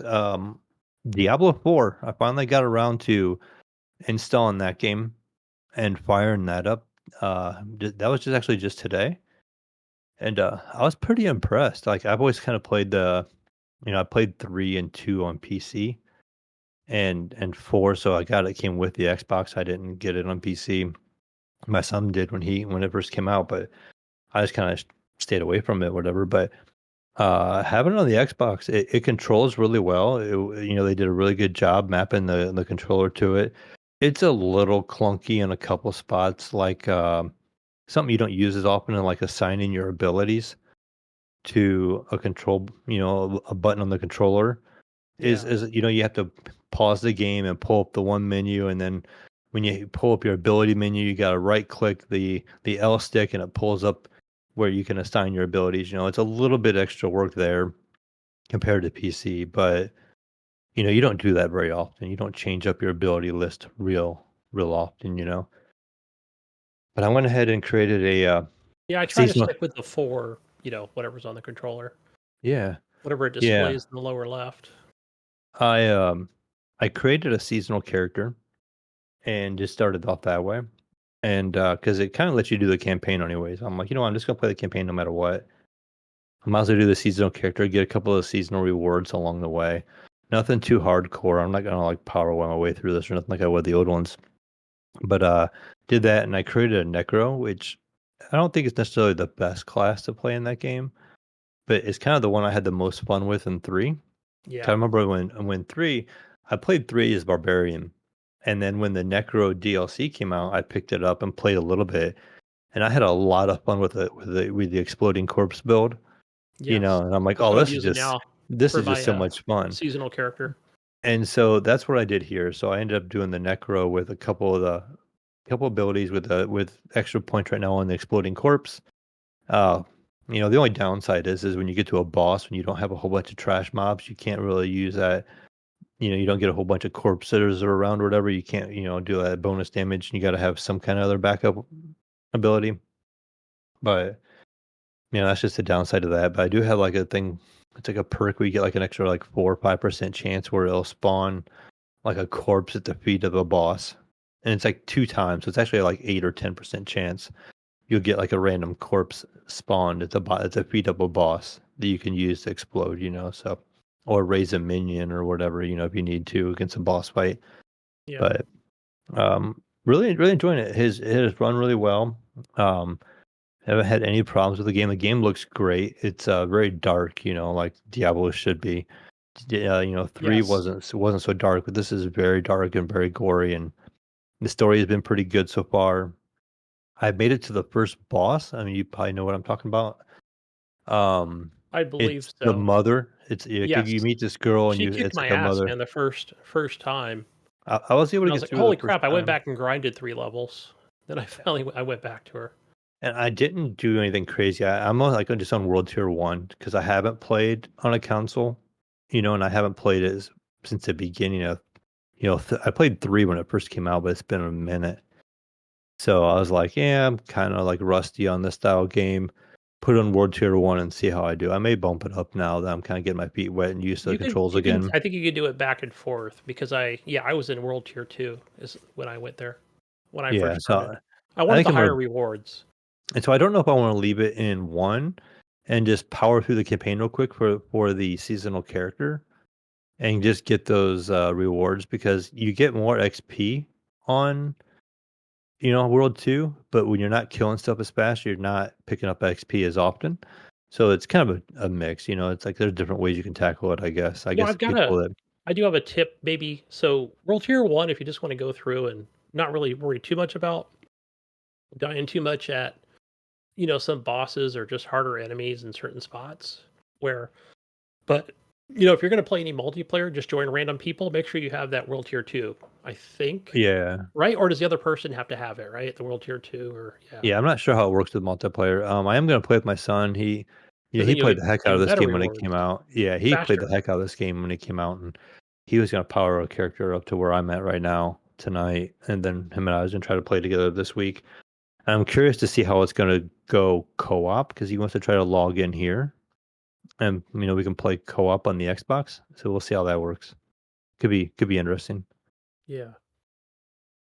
Like a Um, split screen situation? yeah, Okay. yeah, playing it on the OLED in the living room. Yeah. So Nice. we'll see what happens. But I'm trying to think after that. There's really not a whole lot I've been playing. I think I mentioned on the last show because we didn't record last week. I forgot. Oh, if I mentioned it up, I did finish Mario Wonder and I did finish Spider-Man 2. I did finish both of those campaigns. And now I went back into Mario and I did play that this week as well. Uh just that lighthearted fun, just going in and just playing those levels. It doesn't feel as heavy, but man, them things are difficult. Them special world levels are no joke. I had this one that's like it's a musical based one and it's like a vertical climb. And if you just miss one jump, you just fall to your death. And I think I died like maybe like 30 straight times trying to get through this, and I still have not beat it yet. I had to like Oh, stop and go back and collect more lives and build up lives again before I could go back and try and tackle it again. That these special stages are pretty difficult. They're definitely not for little kids. Like you really gotta be on top of your controls and be pretty good. Because the regular typical Mario level is not that hard. But yeah. these all have some kind of gimmick to them where it's like you got to balance or hit the ledges or hit the little, it's one little block floating in the air and you have to jump and hit the side of it and bounce off another and hit one little block and then it's like a change of direction and going another to land on a ledge and you have to like bounce back and forth up this one wall and you got to do it before there's like a flood, almost like Ori in a Blind Forest. Where there's a flood chasing you from the bottom. You Yes. have that, but you also have blocks that disappear and reappear. So you're trying to do that while them are disappearing on you, and you got to keep ahead of them. So you got to like keep ahead of the blocks. You got to keep ahead of the ground, and you got to like time every jump perfectly. And if you miss one jump or anything, you're done. Like you just fall and die. There is So no, and sounds you just like lose a life. maybe the dev team over there was playing some Super Meat Boy. Yeah, When they it's thought of this, difficult, the way you're describing it, like I mean, not that it is Super Meat Boy, but yeah, right? I mean that's a platformer for sure. But yeah, But yeah, so I kind of been playing through that again. I want to try to get everything unlocked, and have all the seeds unlocked. Like I found some hidden levels. At the one lava world, you go down and there's like a castle had like 25 seeds you need to unlock it, but it doesn't like take you to the end of the game. Like I already beat the game, and so I unlocked that castle, and all it was these badges you can equip.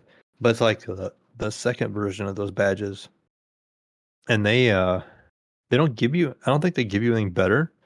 It's just a higher difficulty challenge of it.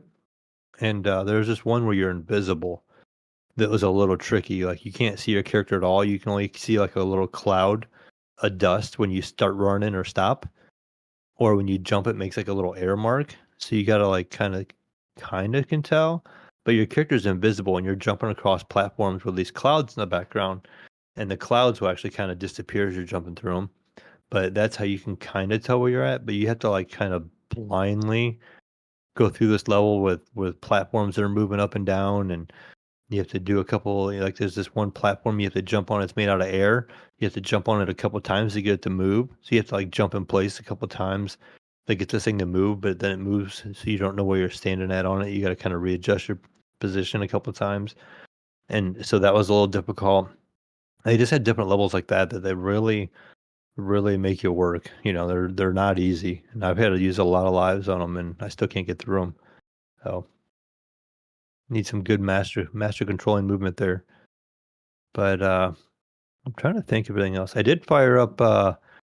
I did try to get into Starfield again, Gunny. I had it installed on the Xbox, and I just can't. Like, I just every time I get in there, I'm like, oh, I should play this game. I just don't feel like I should. I'm like, I don't want to be doing this. I don't know why. Like, I recognize that it's a good game or something. It's just not for me. I'm like, as soon as I start having to shoot and I'm on a controller, I'm like, oh, this is bad because I can't aim. And then the decision making process is so slow and stuff like that. And you're waiting for people to talk. I'm just like, come on, come on, come on, come on. Then I just get bored like right away, and I'm like, all were right, you I'm not ready. into the Starfields or Yeah, excuse me the the Fallout no, games? I wasn't a huge like Yeah, Fallout fan, or I mean, I didn't mind. Um, Skyrim. Yeah, Skyrim was okay. That was a little slow, but I think it's maybe because it's more medieval. I don't know, but it just I don't know. I just cannot get into it. I actually finally uninstalled it from the Xbox and maybe try to get on the PC because I feel like I do better with the shooting and stuff on PC because I'm way Yeah. more accurate not using a controller. And now that it has DLSS port and all that kind of stuff, um, it might be better, but I just don't feel like I can get into it. Maybe I just need myself to be in like some big involved quest early on, and I don't feel like it really gave that to me. Like it's just kind of like, okay, here you go meet these people, and then I met the little the main people in the game. I can't remember what they're called, like that little group, and then you go up and do the first mission, and Yeah, kind of like in that little library area. I forgot that. yeah, Yeah, yeah, I I can't forgot remember the the name name. of. Like I said, and I went off and did Ruby those first Sarah little. is yeah. I You talked took to the her, right? one girl with me, and then we go and do this mission, and it had some action there, and that was fun. But once I got back to running around stuff, I just couldn't get into it, and I couldn't get into the flying of the ship either. I'm just kind of like, do I have to do this? So I'm like, yeah, this game just isn't for me. I'd say that's the only thing. Like I've said it before on the show, where I'm not into the whole flying. I'm not into the combat of it. It's just not like right now. I can go into their. You can go to a training mission, and I can up my skills to get to whatever level whatever like where I can fly. These B class type style ships, and all I have to do is just go in and just keep doing these missions over and over. And it's like, nah, I'm good. I'm okay. Like really, it's all Yeah, right. I'll just go. I've got my hobo ship with me. It's kind of like I've got components on some habitats on the right side of my ship. When you're flying it, it looks so off because there's nothing. There's one in the middle and one on the right, and there's nothing on the left.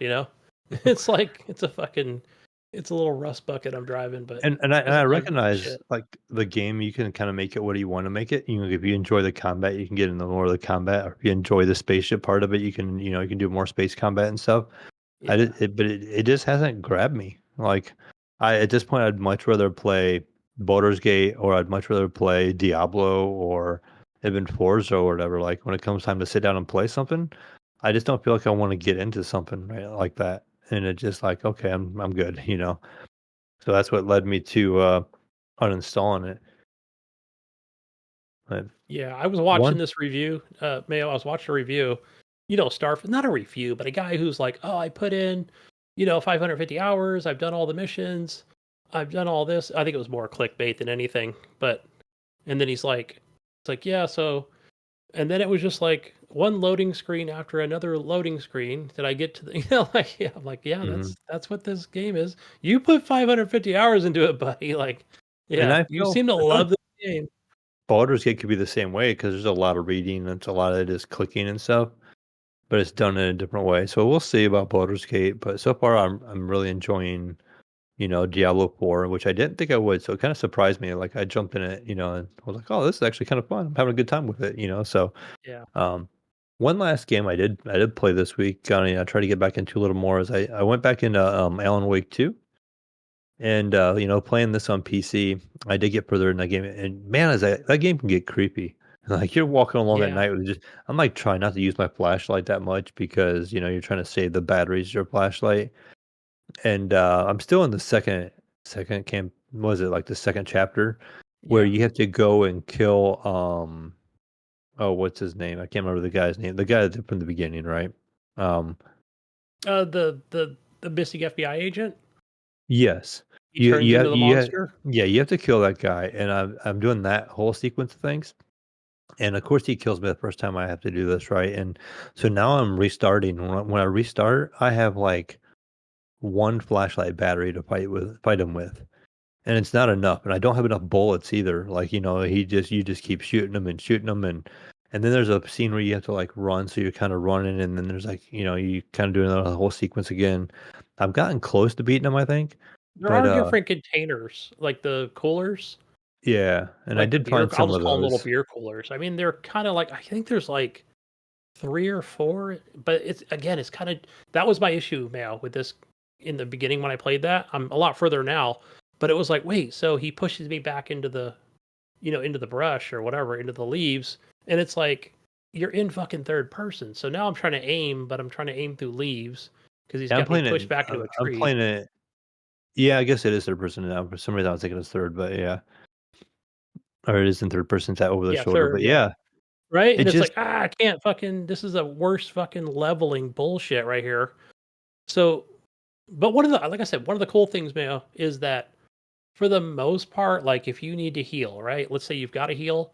For the most part, I've noticed, even playing forward, where an enemy, as long as they're not super close to me, they're not going to come run and hit me while healing. So there's that. There is that, mhm. which is a plus. I did find the combination for the shotgun in the general store early on. Um, I did find that, and that was kind of cool, but I haven't really ever found any ammo for it. Yeah, there's not a So I'm lot. like, I I think didn't the get to most use I've that ever had against is the eight boss. eight shells. So, but Hmm. very creepy game though. Like I said, walking through the forest at night with the water, and you're waiting on things to happen, and you know, playing in headphones at night. It's just like, whoa, you know. But But later on, you do pick up. So you talked about the flashlight, but as anybody listening to this, knows from the first one, I think if you shine the light, just kind of point it in a direction. I believe in the first game it just kind of ran out eventually, but in this game it doesn't do that, right? So you just have those charges, hmm. and you will get more charges. So you can shine your light as much as you want; it won't lose any power. Um, Gotcha. I didn't as know long as that. you See, I don't just thought you like had on the to like, controller. I think it's B. Like, is it the B button or yeah, RB? that pulls out the flashlight. Yeah, Well, that the doesn't B pull. is Yeah, so B will the pull it out. RB is that whole like Is the charge, that. right? Where it'll do the Yeah, super flash or whatever, yeah, and it kind of reveals an enemy, right? yep, Really, or just like kind an of brings them in item that or human something like form. that. Yeah, so just careful with those. I try to only hit people, enemies once with it, right? Because I know I might need it for a second. But And then remember also another pro tip here, like I'm in an area now in a subway, so you might come into an area, Mayo. Let's say like, oh, I don't want to, you can just not. You can be a little stealthy, right? You can see their shadows or what have you, and they're going, Alan, Alan, right? They're just kind of calling your name. Mhm. But some of those enemies, they're they're not really going to attack you, so you can kind of shine your light, and eventually they just dissipate. So not every enemy is going to kill you, right? That you see, Mhm. right? So keep that in mind that Okay. you're not going to. You might. I don't know if you're going to get 3 enemies at once. It's 2. I'm just playing on normal. So Yeah, yeah, some will that's just what I kind am of as well. yeah, and I think I've had one where it's like, well, there's a shadow, but it's not going away, but he's not attacking either. So felt like I had a decent amount of charges, but man, it is like a Resident Evil, man, because it's like, Yeah. what the fuck? I had 5 charges. Now I'm down to 1. What happened? Yeah. Did I really use Yeah, it and 4 they times? burn really fast. Sometimes you're like, "Oh, you hit the button in panic or something, you hit a charge, Yeah. you're like, 'Oh, shit, I didn't need to use that,' and then you're just like, 'Oops.'" Yep. Yeah, I've done and that. where I'm at now fighting him, I feel like I have to, like, wait for him to swing on me, and you have to do that little micro dodge that you have, Yeah, and you got then to I be can really good with the timing. kinda, like, pistol whip him, and then that's because I kept running out of ammo as well, so I was, like, trying to do Oh, I both. I'm like, forgot you could right trigger them. Yeah. yeah, so it's not like I'm over here trying to, like, dodge and then right trigger him, and hit him a couple times with that and try to run, and then you're, like, running through an area. I almost like I said, I don't feel like I almost got there. I got really close to one time, and then that's when Nico jumps in the stream, and I'm like, "Hey, I'm gonna share this with you. Watch this game," and then it just crashed on me because every time for some reason, like I said, I was telling Jesus earlier, when I've been trying to stream on Discord, it just crashes if I stream the game. I can share my screen and it's fine, but he doesn't get the audio. What does But if Google say? What does Google say about it? I have not looked actually. I just Okay. was like, okay, I don't I'm jump on. curious. Like that's been going on with your IMPC for some reason. Yeah, it's trying to stream on Discord. It seems be having an issue, but you know any other way it's fine. So it has to be something to do with Discord. I'm just not Right. I'm sure thinking what. there's a setting somewhere in Discord that you just have to Yeah, once you yeah, giggle it, and then it'll be like, oh yeah, just change this yeah, bit rate to whatever yeah, the yeah. fuck. The And setting is get nitro. They're yeah, like, yeah. haha, Oh, right. That's see, my kid had Nitro. He used to get it every month, right? Because he's always on Discord with his buddies. And I think once they really upped the price, he actually stopped. So, Yeah. and it I wasn't even mean, about free games or anything. I'm It was not even just streaming it like high requirements. I'm streaming at like 720p 30 frames on Discord and on the yeah, basic that's what hobo we get right version, without Nitro. Yeah, and it's still crashing. It crashes my game. It doesn't crash the stream, but the game crashes, which is really weird. So I don't know what the deal is. But hmm, if I don't stream it, or if I just stream my screen, no problem whatsoever. So I don't get it, but yeah. something's not meshing right. But Hmm.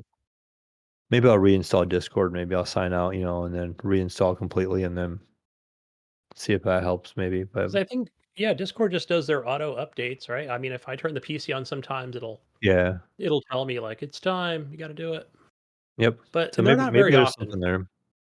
Yeah, maybe I figured maybe something happened in a Discord because I don't really stream very often to Discord, but I have before and it's been fine. Yeah. So I don't know what the deal is, but that's pretty much what I've been playing this week. It's been a mix of kind of bouncing around after I finished Mario and Spider Man. I haven't been back to that, but um, kind of just dabble in a couple games, figuring out really what I really want to get into, and we'll just kind of go from there.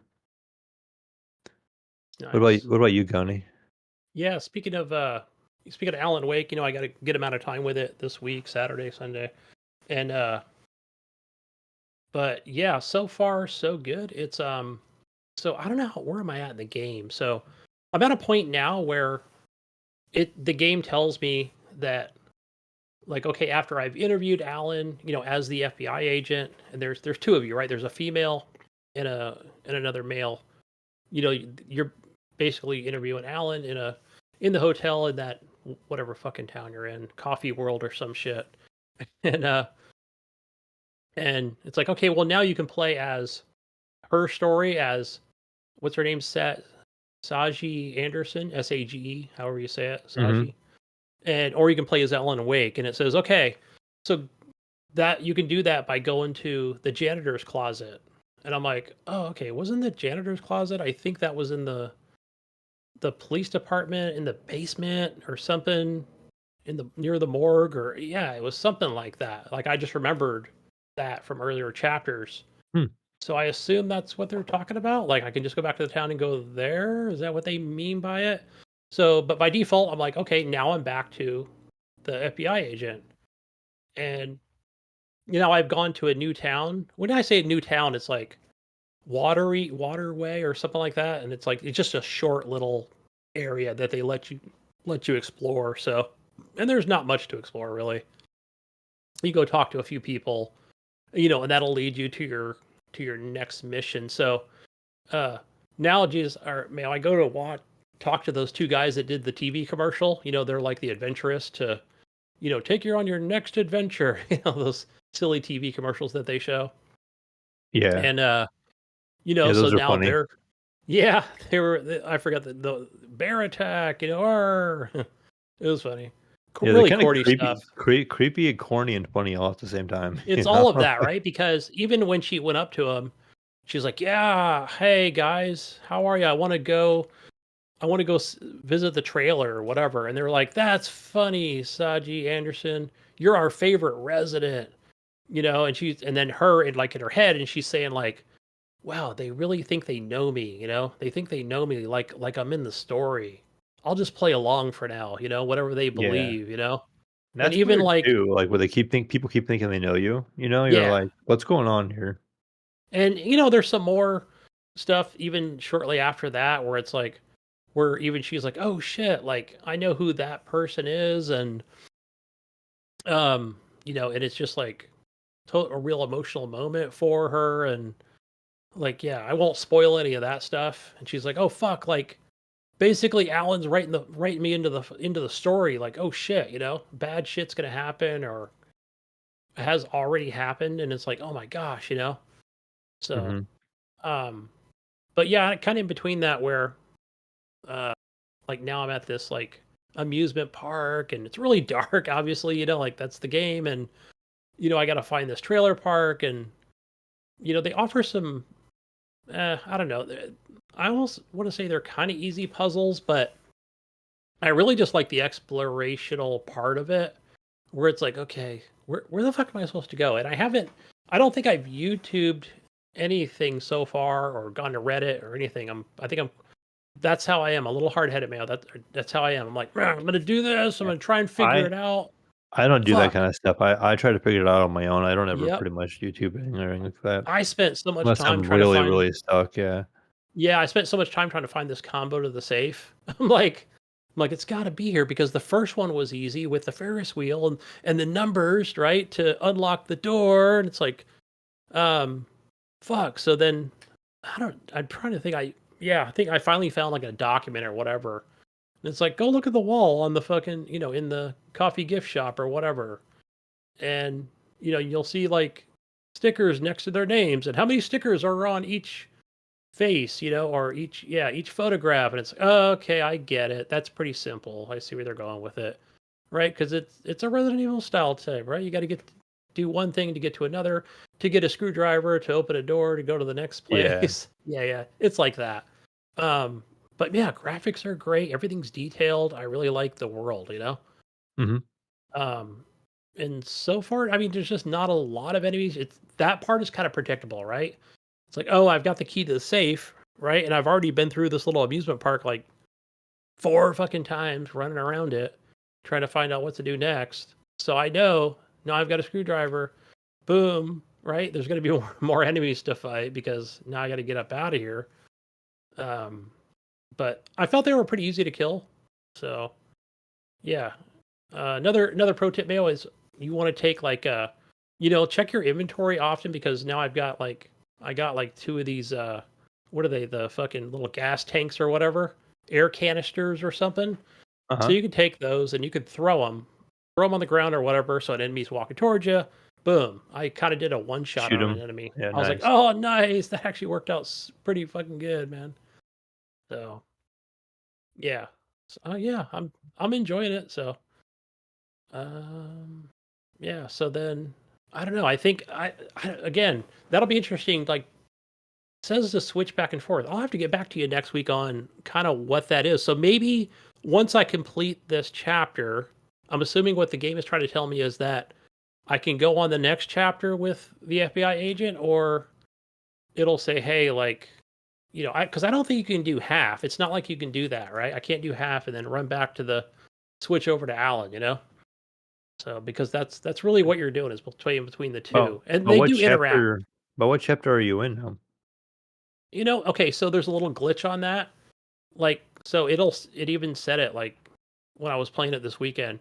You completed chapter, and it's just blank, and I'm like, what the fuck? Oh, It's okay. weird. Like it's just blank, but then maybe at the end it'll say whatever it was or something, and I was getting achievements on the Xbox, so it would say, oh yeah, you completed chapter 4 or whatever the fuck it was. So yeah, I don't know what chapter number I'm at right now. So just yeah, like I said, back between where I can now choose between the two. So and Mhm. I've heard that in a kind of a review / podcast thing. So like so interesting to.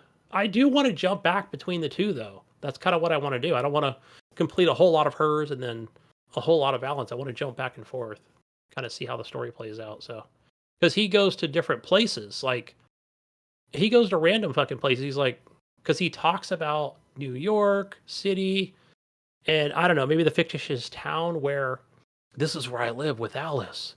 Now it's clear to me, right? And his writing is kind of off the wall, right? If I Yeah, just that's go the in thing here, will I too. find Alice? And you go up to the It's apartment, the penthouse. really Yeah, hard to follow sometimes. I'm like, what is yeah, going on? and it's like, remember I told you the last time, I'm like, oh god, it's the thing with Alice again, right? Just like the first game. But it was pretty cool. Again, I think an emotional moment when Alan goes up to say, "Hey, this is the apartment I live in. This is where it is." And is Alice even here? What's going on? Oh my god, there's her camera. There's a fucking memory chip or whatever for the camera. I should put it in and play it and see what's on there. Just stuff like that. That's cool. So, yeah. So no spoilers there, but pretty good. And then, boom, the next moment, like it's like you're back in the fucking town again. Mhm. Maybe more. Maybe one other thing will kind of open up to where you couldn't get to before. So, a little bit of exploration. So, yeah. Um, good stuff, man. Yeah. Can't wait to play more of that. But one thing that really took up my time, as soon as I got home, Mail, was City Skylines 2. I think I was going through Mhm. some withdrawals on that because I immediately, man, as soon as I came back to where I'm at right now, so okay, let me turn the PC on and see how my city is doing. Because I think now I'm at, again, playing with the unlimited money mod. Again, not everything unlocked, just the unlimited money mod, where I think I'm up to 45,000 people now. It doesn't look like it. I think they may have changed the style of the game where, it doesn't look like 45,000, but maybe because I have so many tiles unlocked and, not a humongous area, but it feels like maybe more people can move into buildings versus the first game. That's what I'm Right. assuming. Like skyscraper might hold, 105, where maybe the other game maybe held, 30 or something. I don't know. I'm just guessing, because I'm like, how the fuck I got so many people now? So maybe things are more condensed.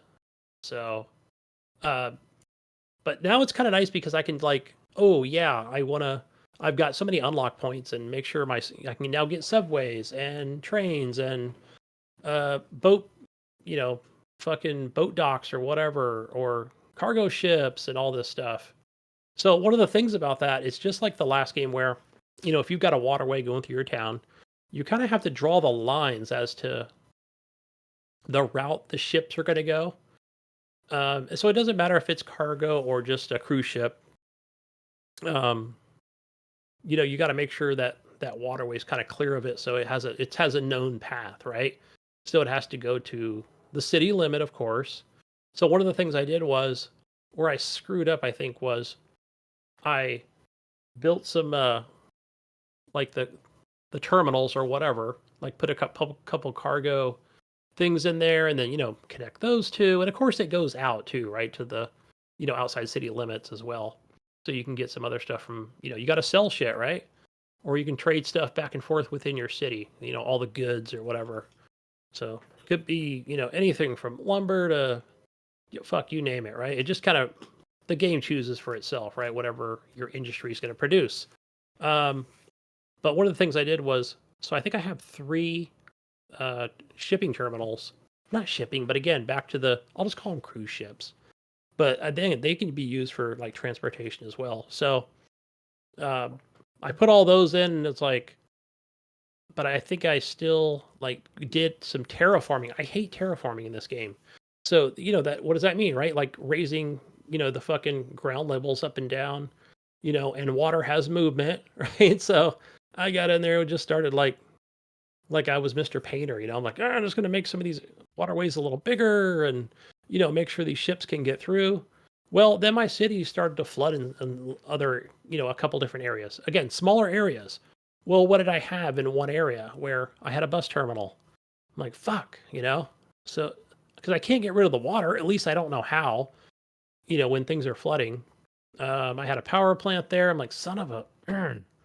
So what happens when you get rid of a bus terminal? Well, that gets rid of all the lines, right? So let's say you had 3 different bus routes going different parts of the city, and you can have different bus terminals, don't get me wrong. But if you've already got something established and you liked it, well, you're kind of fucked in a sense, right? Because the game still works. It'll just say the building's damaged. I don't know, after a certain amount of time, like it happens in your cities where, and it happens with skyscraper, it'll say this building collapsed or whatever, or this building is condemned or something, because I don't know, people just moved out or whatever the hell, right? Mm-hmm. It's like the best thing for you to do really at that point, just like in the first game, I think you just destroy it, right? And they'll build up another one, and hopefully it doesn't happen again for a while. But yeah, so yeah, I basically just said, all right, fine. I just finally just got rid of everything in that area. I had the roads all nice and everything. And yeah, I'll have to I'm not going to build a bus terminal near water anymore, that's for sure. Especially if I've got 3 nice little bus routes that kind of go around the city. And I really like the way, the people are happy with the way I got it set up with the different bus stops, because that takes some time. Oh, so today I finally got in there and I'm like, well, what's going on with quays, right? I think it's Quays. And I use those quite a bit in the first game. It kind of puts the like the cement border around like you'd see in any real city or town, right? Uh-huh. Because I feel like, well, it's not going to flood if you put in a quay, right? And some can be flat. I usually use just the flat ones. I don't use the taller ones like a dike or anything, right? I kind of keep it flat against the water. It looks nicer when you're zooming in and out. And it's like this game doesn't have them. So reading through Reddit, and it's like, yeah, well, you can use like pedestrian paths or use a road or something. But you got to be careful when you put the road down to try to make it look like it's more of a, cement border on the outside of it. And I'm like, that's too much damn work, So I just went with the cement or the walking paths or whatever. Doesn't look as good, but at least it's there and people can actually walk on it. Hopefully they don't fall off into the water. But I haven't decided yet with the city I'm at where this area, if I really want to raise the terrain on it or not. Because again, I've got other stuff over there. And I kind of wanted to make it, match or whatever. So I've just been testing it out. I put the shipping or the cruise ship terminal back in, and I'm just gonna put a road. It's all hooked up, but I don't have it set up to where people are going to stop there yet. And I'm just going to wait, see if it floods again. So, yeah. So just careful if you start establishing things, careful with terraforming afterwards. So, see what happened on the other side where, I went in there and just started like, just like with a paintbrush and just, yeah, this looks good. It's nice, wide paths for ships, but I've got a whole long road underwater right now. But cars are still driving on it. They're like just driving under the water, So even the buses, maybe they all have snorkels. I don't know. But it looks horrible, It's like, do I really want to destroy this road? Because then it'll destroy a bus path. Fuck. But a little frustrating, So I'll lesson learned on that one. But yeah, still enjoying it. Yeah, sometimes I just kind of let it run, Mayo. Just let it run. I'll go I'll go take care of some errands, come back. Yay, I gained 10,000 more people. So, Nice. but yeah, like for example, but one thing so you know what happened, man? You got to be careful with it because I told you what I did. So what happened was my water fucking extraction pipes or whatever for the city, you know, their drinking water and their shower water, whatever, they went underwater, rendering them useless. So everybody in the city had no water for like probably a good hour, you know, of real game time. And I'm like, what the fuck happened? You know, like, oh, that's right. I did all that terraforming and messed it all up. So yeah, not time to start a new city. I'm just going to have to, it just looks a little silly now. But yeah, can't talk enough about that game. But yeah, but that's really all I played, really. So not much else outside of my mobile stuff. So all right. What do you say we get to some news, Mayo? Because Jesus is Yeah. out right now. He's out running around. He's out packing up his apartment, probably. He's over there. It's news time. Beep, beep, beep, beep, beep, beep, beep, beep, beep. Do my Gunny impression over here. Yeah, other way around. All right, what do we got here for news here? Oh my gosh, this one is I'm trying to understand this, Mayo. Help me with this one here. Okay, so it is not working actually. Oh, here it is. So, has to do with ByteDance. I've heard of these guys. Marvel Snap, it's still going to flourish in the future despite ByteDance's exit from gaming. So, who owns ByteDance? Is it just a company on its own or it's owned by TikTok? I don't know. Yeah, good question on that one. So, okay, it does say here TikTok is the owner of ByteDance. They're looking to get out of mainstream gaming, including its subsidiary, Newverse, the publisher of Marvel Snap. They've also confirmed Monday in a statement to Polygon that it will restructure its gaming business. The decision expected to lead hundreds of layoffs, according to Reuters, which first reported the Probably all the news. people working on Snap, probably, I'm guessing. But also, yeah, let's see. I'm trying to. I don't know what else is in that gaming portfolio as well. Um, so yeah, they have not confirmed any layoffs as of now. Says here, we're going to review our business and make adjustments to center on long-term strategic growth areas. Says a ByteDance rep. Following a recent review, we've made the difficult decision to restructure our gaming business. Though ByteDance is investing from Newverse, Marvel Snap will continue to operate and flourish in the future. So what does that mean? Are they saying that maybe they're going to sell it off? Is that kind of what they're alluding to? Maybe, yeah. I Or mean, that's kind of what I'm getting here. So because they're saying like it's not going anywhere, right? You can keep your Marvel Snap account. So yeah, that's what is I'm that just thinking. PR though? Like, oh guys, we know you're worried about this game, and some people have money in it or whatever. We're gonna still support it. It's still gonna be out there, but we're not gonna do anything else, at this point. Yeah, it goes on here to say that ByteDance has no plans to enter the mainstream gaming market again, right? So that tells me, yeah, it could be up for sale. The company's casual gaming publisher, Yahoo, which worked with Chinese social media platform Douyin, will not be impacted, nor will the casual games that run on TikTok. Beyond Newverse, ByteDance is reporting to look to sell off mobile gaming subsidiary Moonton, excuse me, technology. Earlier this month, ByteDance restructured its virtual reality company Pico, resulting in hundreds of employees being laid off. So, and they nearly have, Newverse has 3,000 employees in 2021. And that number has relatively been consistent over the years. Interesting. Yeah, Yeah, that tells me they want to sell part of it. So, yeah. They said they were trying to compete with the Chinese gaming market with Tencent and NetEase, and so that's kind of a yeah, couple of big companies you're trying to compete with there. right. It does say Marble Snap was a success in the U.S., which it was. It wasn't a humongous success all over the world, but definitely over here in the Oh yeah, States, right? that game's on Game Steam market. and everything, right? And I hear a lot Yeah, of people like it. I did not play it myself, but I hear it's pretty good. yeah. Yeah, I got into it for a little bit. Now with my eyes, like I can see far, but holy crap, me even trying to play it on a phone, I can't read it. It's like a little too small unless I put on my glasses. So, yeah. And sometimes I'm too lazy to do that, you know. So, but I can see it fine on the iPad. It works good on there. But it is like in that smaller format, just like on PC. So, Hmm. and I think they updated it not a couple months after it released, even on Steam, where it was in that smaller format to make it bigger. Um, yeah, I like that no borders gaming, you know, even if it's ported over.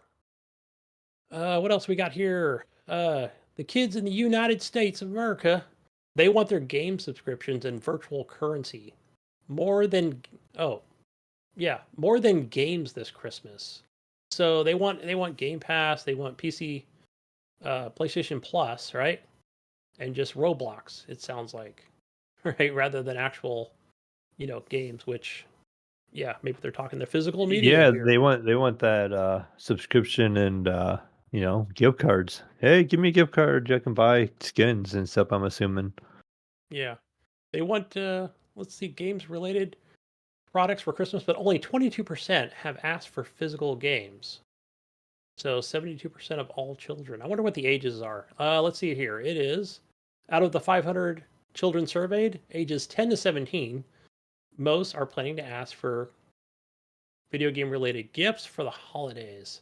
Subscriptions were the most popular gift idea at 39%, followed by consoles 38% and gaming accessories 32. In-game currency 29. Surprisingly, only 22 of the children surveyed wanted physical games for Christmas. So that 22% is probably like your Switch, I would say. Yeah, that's probably a good chunk of it. I'll bet. Yep.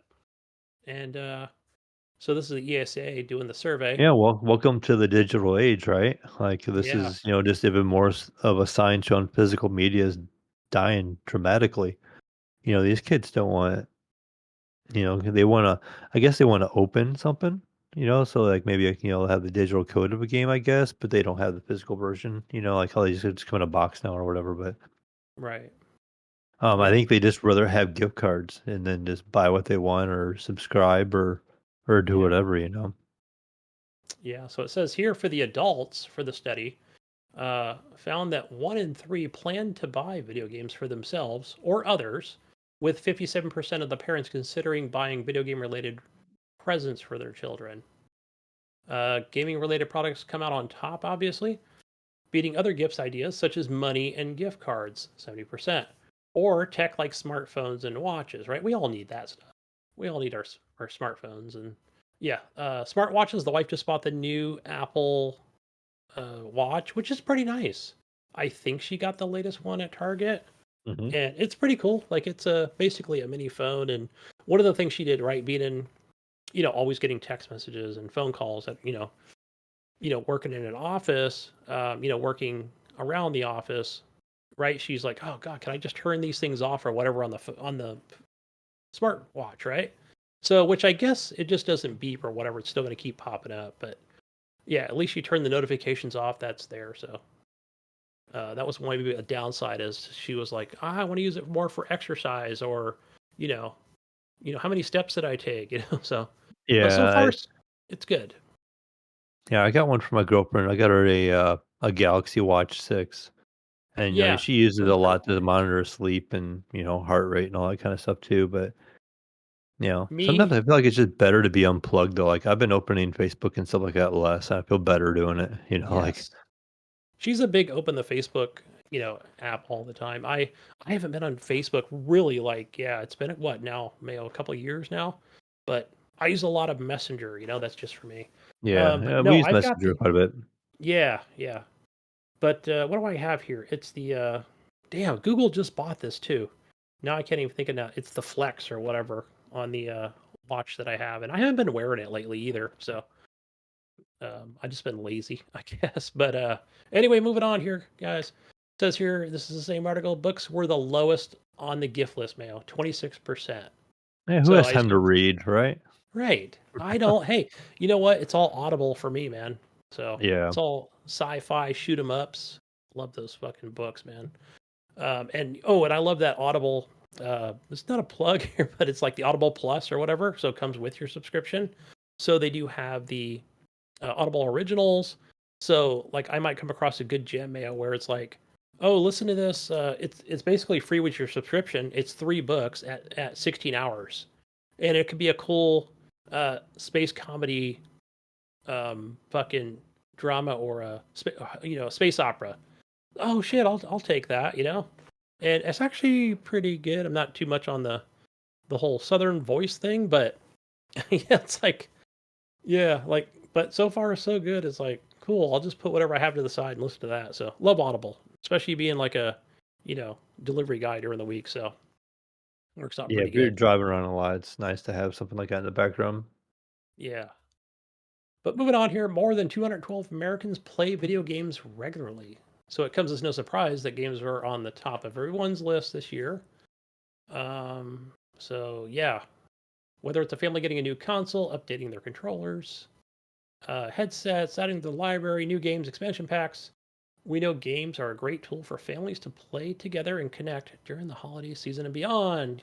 So yeah, every time I see some article on whether it's Elon's X, where it's like, somebody will put it on there. Hey, would you just rather have the physical game? And I already know like the people that I follow. I try to follow like the non, extremist or whatever. And this guy's kind of a little bit on the edge, but I got to take the good with bad, right? So it's like, oh, I just rather. And then he's got like this huge library of physical games, So it's cool. It's cool to see, and not for me, but I always compliment him on it. And wow, it's a big Xbox library you got from the original all the way through the one through the newest fucking series of consoles, and even new PlayStation 5 games. It's pretty nice to see that they're still putting games on physical discs. So but yeah, he always gets people say we'd rather have the physical disc, but again, we're all adults, right? So that's who most of us are on there.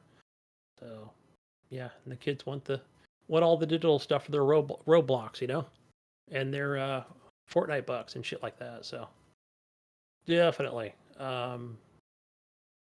Next article here. This one I got a chuckle out of, Mayo, because as soon as I read it. So the Video Game Awards, right? This is Jeff's stuff here. Said he's going to beef up security to prevent stage crashers this year. That's on the top of the mind for us, right? Because Right. I think it's every year now, for 3 years running or the last 2, they've always had some wackadoodle on stage. Right. Somebody just ends up there. They're like, they Just don't ends belong. up on there. They're standing there and they're like, okay, now we're ready to talk to the developer. It's like, and then the developer's like, or whoever it is taking the reward is like, I just thought they were with us. Maybe they worked in the office next door. Yeah. I'm pretty sure I've And seen Jesus try to hop up there a couple of times, but he hasn't. right. He hasn't gotten there yet. But I know he's tried a couple of times. I'm trying. It's funny. It's funny to watch, right? Every time I see like the recap of it, or it's like the video.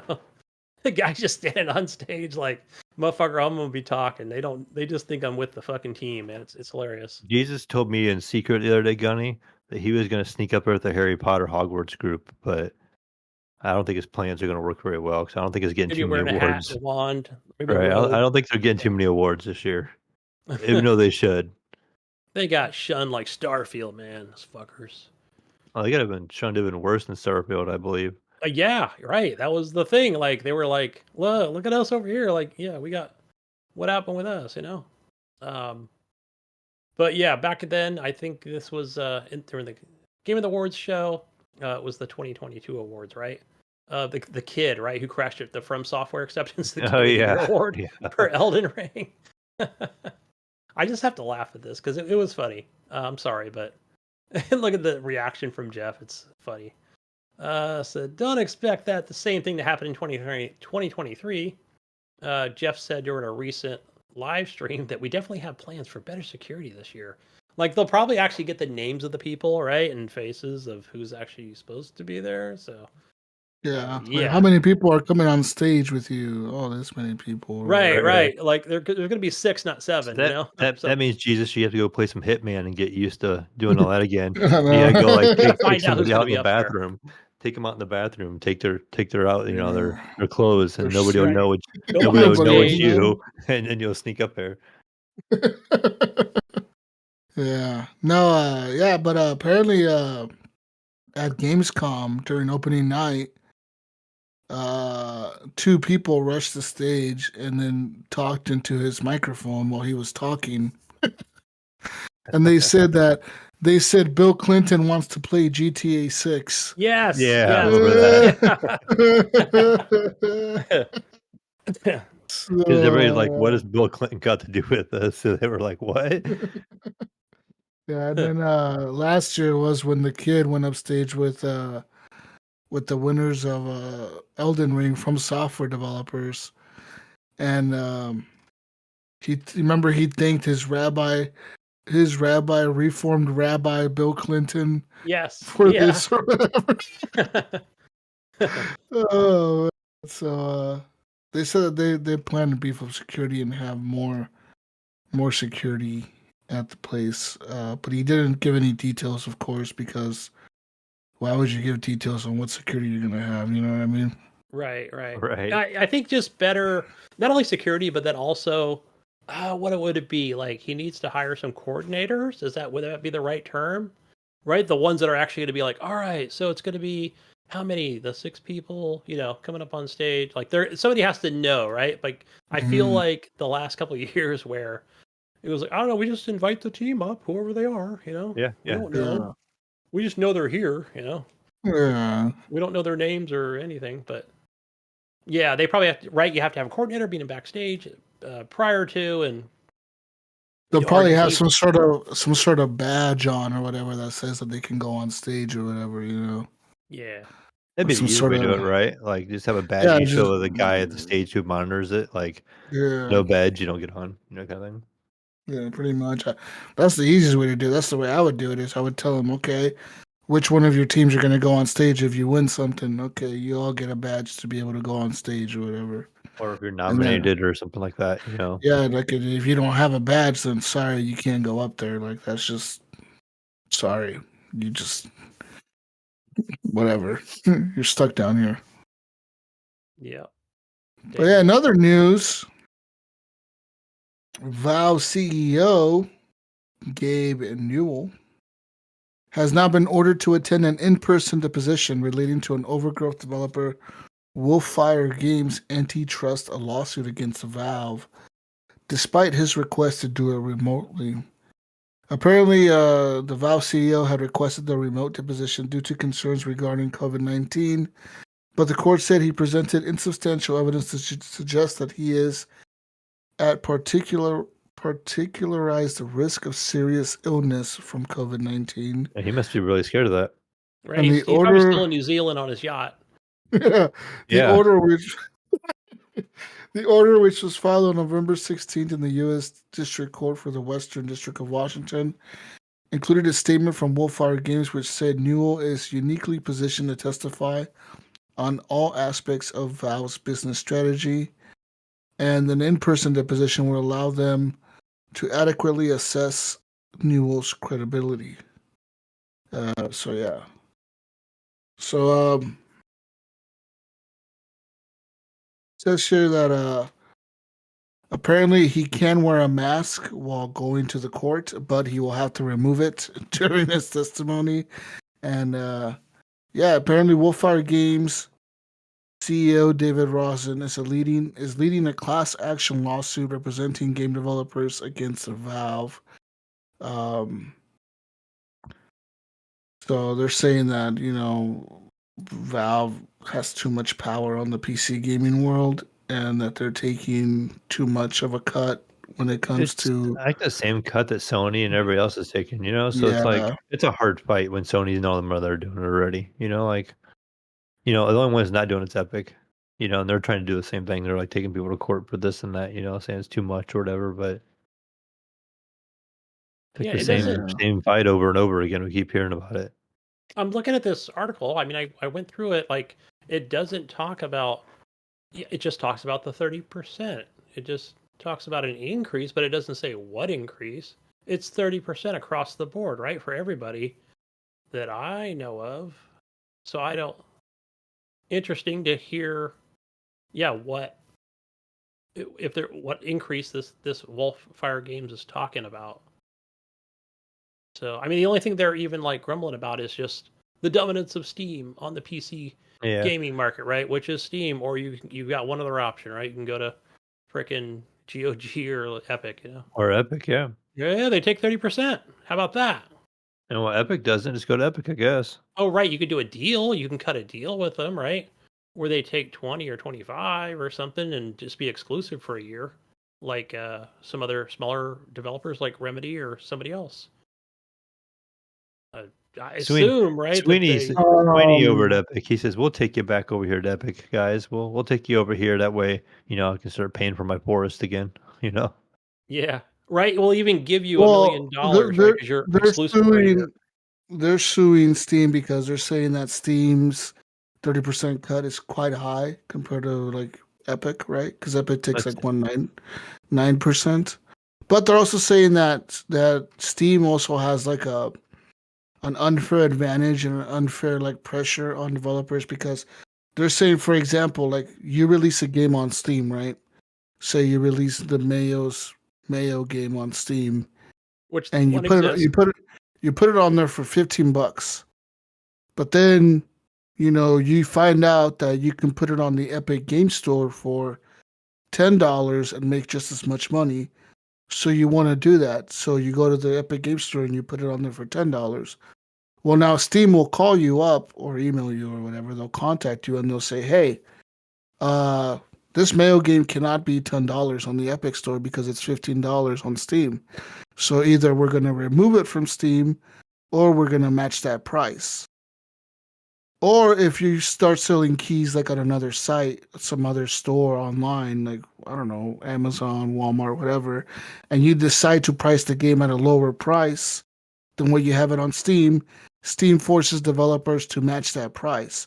So Steam comes at them and says, "All right, because you're selling this game for $5 on whatever site, and we know about it, now we're going to put this game for $5 on Steam, even without you Oh, telling us yeah, yeah, to." yeah. that way they don't look And Right. bad being more Sure. yeah, expensive. You know. Right. and they're also saying that even though, say you own a game and you have your own website and you want to sell the game on your own website for cheaper than what it would be on Steam, Steam doesn't allow that. Steam will tell you, no, you have to price this game at that price on Steam, or else we will remove it from Steam. And that's their Oh, threat. yeah. Their threat is we are going to remove it from Steam. And the problem there is that they're saying that's a big threat because Steam is the biggest PC platform. You know what I mean? Like everyone knows Steam. So they're Right. saying by threatening people to say, "Oh, if you put your game on whatever and you sell it cheaper, well then we'll just take it off Steam." So people are saying like, "Well, how is that fair to a developer that wants to make money or sell their game cheaper on their own website or whatever?" You're threatening them because you're a big company and you're this huge fucking PC marketplace or whatever where people go buy these PC games. Now you're gonna threaten them because you're like the big bully because you're telling people, well, you don't put that game for cheaper on our site or the same price, then we're gonna just say fuck you and take it off.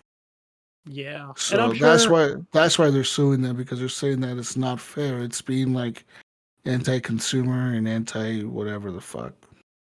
Yeah, it's probably just like signing up for, I don't know, a similar thing. 'Cause putting your game on Android or Apple's iOS or right where I'm sure there's like this contract you must probably read through. Then and there's the devil in the details somewhere in the fine print on page 44, right, where it talks about this shit, that nobody fucking reads, right? As a developer, I'm sure they got lawyers, right? The bigger ones, right? Well, fuck, I didn't know that. Where's it on page 44? Shit, yeah. Well, that's weird A too lot of because it's kind of a BS. mix, right? So if I know if I made a game, right, and I wanted to get that game out there, I'm putting it on Steam. You know what I mean? Because Yeah. Yeah. that Yeah. that's like advertisement. You have more eyeballs seeing it on Steam, so it's like paying for an ad. You can pay for an ad on, you know, your local PBS TV channel, or you could pay for an ad on your local, major news channel. You're gonna get more eyeballs on the major news channel, and you're gonna pay more for that ad, right? On Steam, you're gonna get more eyeballs. So if you really want to push your game Right. more, I feel like Steam is gonna be the place to do it. You know what I mean? So it's kind of a give or take, I guess. But if it was me, I would put it on Steam. If I made a game, even though I would have to pay that 30%, I'm probably gonna get it back in sales. You know what I mean? Because you're Yeah. gonna get more sales on Steam than you would on Epic or GOG. I mean, it's just the way it is on Steam, because it is the bigger market, and I guess you're paying for that bigger market, you know. But it Right. does suck. Yeah, yeah, you're gonna, lose more or not make as much, but you may make it up in sales, by Yeah. having more And a lot of eyeballs seeing your times, game. like Jesus talked about, like having a storefront. No, maybe like not like an Ubisoft thing, but more like an independent developer, right? They're going to redirect you to, the prospective console box store, PlayStation, Xbox, right? Or over Nintendo, or yeah, they're not going to try and sell it on theirs because they'd probably be worried, right? Like, oh gosh, what if I try to sell it for cheaper? I'd probably break some rules over there with Steam or somebody. Wonder now that makes me wonder, like if Microsoft or Sony has any of the same similar thing. When you want to put a game cheaper somewhere else. Well, you pretty much see the game the same price everywhere, like it's Yeah, kind of a pretty set much. Yeah. price. When there's a You sale don't over ever. at Steam, right? What AAA's or whatever, it's usually on Xbox and PlayStation at the same time. Ubisoft's really good about that. We'll just have sales everywhere all the time. Yeah, Yeah, put them and maybe everywhere on maybe everything. maybe that's a contract thing, It's got to be. where they Yeah, have to be always the like, same okay, price. if it's gonna be on sale on this system, it has to be on sale on all of them. Yep, I've noticed it too. Yeah, where I'm like, it's just on sale everywhere. So yeah, give or take a few bucks. Yeah, it's usually more expensive on the Uplay store, right? Yeah, it's usually cheaper on Steam or the consoles. Yeah, but the people are saying that because Steam has no shareholders, Gabe can do whatever the fuck he wants. So that's why he has to go to court. Yeah, and And he's got to park the yacht somewhere, he right? He's He's got to doesn't. on dock Air it, New right? Zealand and fly over to Washington. Fuck, he probably loves it over there. Yeah. But So, yeah, we'll see what happens with that lawsuit. Who knows what's going to happen, right? They might lower their costs. They might say, well, all they're right, not we going to get him won't to change force their rules, or yeah, whatever. We'll let you put the game somewhere else cheaper, whatever. We won't something, take it off right? Steam, whatever. Wait, there you Yeah. go, Jesus. I'm holding out hope for you now. Maybe this year now that he's gonna be back in the U.S. for a minute, that he'll hand deliver his Steam Deck to you. Like, Oh remember he yeah, did that on the new first ones when OLED. he had that video. Yep. You'll get Gabe because you're over on the West Coast. He'll He's come not over and going to deliver. Washington. Wait, which Washington is he going to? Oh, right. I guess regular Washington. Not I was thinking Washington D.C., but yeah, the Yeah, one above Oregon. they're in Seattle, right?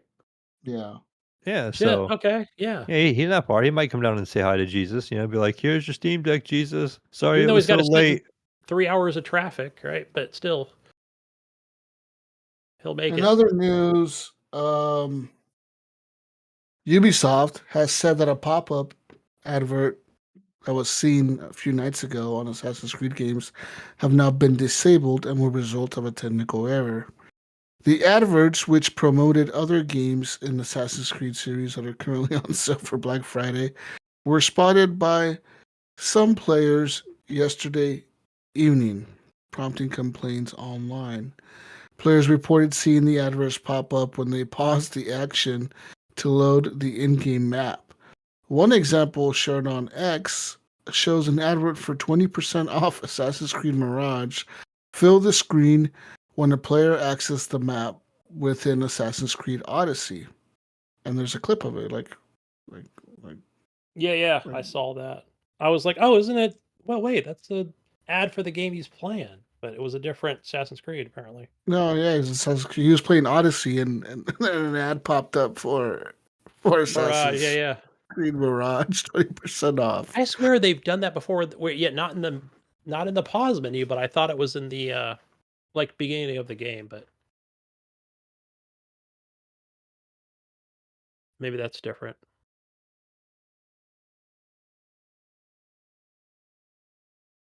But that's the only one I don't own yet is Mirage. Haven't played it. It's okay. Like I played a little bit on the Ubisoft Yeah. Plus, and nothing too groundbreaking. It's a lot like the original ones. If you like the original ones. I know. I still need to play 3 In a whatever. statement, Ubisoft said that they upgrades. have now been disabled. The adverts have been disabled. And they said, quote, "We have been made aware that some players encountered pop-up ads while playing certain Assassin's Creed titles yesterday. This was the result of a technical error that we addressed as soon as we learned of the issue." So there's that. Yeah, not much to it. I don't think that was a mistake. I think it was they were testing something. Yes, absolutely, yeah. right. But then they Oops. got to be Yeah. careful too. I assume there's some kind of like ad intrusion into a game or something, but I could be wrong. What ad intrusion? They could just make you agree to accept ads when you do the whole agreement to the playing the game. We talked about this Jesus like well over a year ago, right? Where we talked about we thought we'd really see more of it. We thought we'd see it with Apex Legends or when that came out for some reason, like with EA I'm and telling you, it's going to a couple happen. other We're going to games. We see thought, ads they're going in to be showing shit on games. billboards and the There's latest going and the to be a greatest. lot more ads on games in the future. It's just a fact because that's the main form. That's like probably one of the major forms of entertainment nowadays. You know what I mean? Yeah. There's gonna be ads. When I first saw this article or was reading this like a couple days ago, I thought, oh great. So I know what this is. This is because somebody probably has the Uplay subscription, and if somebody's playing a game on that subscription, it's probably in there where they have to see these fucking ads. But no, this is a little different. But that might be a test for what's to come, right? If you are doing a subscription, right? That might change the rules a little bit, right? Where I think most gamers now, we've talked about it. Hey, I paid $60. I paid full price. I paid $70 for this game. I don't want to see ads, right? Why should I see ads if I paid full price? So I think we thought end of story on that. In other news, Starfield was expected to be Bethesda's game studio biggest title after years of built-up hype. But the game is now currently rated mixed on Steam. It dropped, making it worse than Fallout 76, Fallout 4, and Skyrim. Steam reviews have now criticized the frequent loading screens, hollow open world, and poor main quest.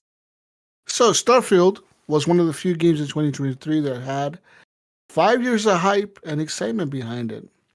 Bethesda proudly touted that this project had been 25 years in the making, with 8 years spent on development. Unfortunately, the end result may not have lived up to the expectations. As a game with mostly positive critical reception, Starfield had a strong start. This launch was also surrounded by a lot of buzz, encouraging 10 million people to venture into space. But nearly 3 months later, the dust has now settled, and gamers appear to have collected their thoughts about this release. And this has led to a dip in its rating on Steam. So yeah. You may ask why this matters, Gunny. This was Bethesda's first major RPG release since 2015's Fallout 4. Yeah. And it also had the publishing and marketing support from Xbox, leading many to believe that this combination will result in something very special for this RPG game. On Steam, Starfield review fell to mixed category. This makes it the worst modern Bethesda game studio title on Steam. Says here, it says here 69% of the overall 75,574 reviews are still positive. But the game is not considered good by Steam's rating system. And so, yeah. Oh, I got some things to say on this, Jesus, because I saw this article today, but I've been seeing other articles like it, right, that are similar to it, outside of like the Steam ratings, And I was really thinking Mhm. about this today as I was driving along at work, and I was thinking like, did it really take 8 fucking years to make this game? Like probably not, right? Probably not. I don't know what they were doing in that 8 year period, but again, we did have the kind of 2.5 years of what full COVID and distancing and remote working, right? So there's that, right? I will give that to, there's probably other people working, who knows, over in Europe and not just besides working in the US and different components to the game, right? Different studios, different offices, right? So I really thought about that. I thought, damn, like that took a long time to make this game. Yeah. And so what I was talking to Mayo earlier while you were out about, this guy who I thought was going to give like this positive thing after playing 515 hours of the game. Like I think it was more clickbait than just to kind of trash it for having so many damn loading screens. But yeah, I mean, and there is a lot of them. So, but he did talk about one thing that really resonated with me, and I can see it. And every time I fire it up, and it's it's like a Fallout game, right? Where collect a lot of stuff, right? Dialogue similar, graphics similar, right? So, yeah, that's not really there, right? It's not exactly you know the best graphics out there, right? It's just that's how that's how Bethesda does it, right? And some things I'm disappointed with, and some things I kind of like, right? When it comes to some of the art styles and graphics. So I'm a little mixed on it myself. Um, yeah, but one of the things is when you're playing, like, for example, just when I played Fallout 3, I didn't play the whole thing, right? You're on a flat map, you are traveling on foot, just like Fallout 4, right? And Fallout 3 had a couple big chunky DLCs to it.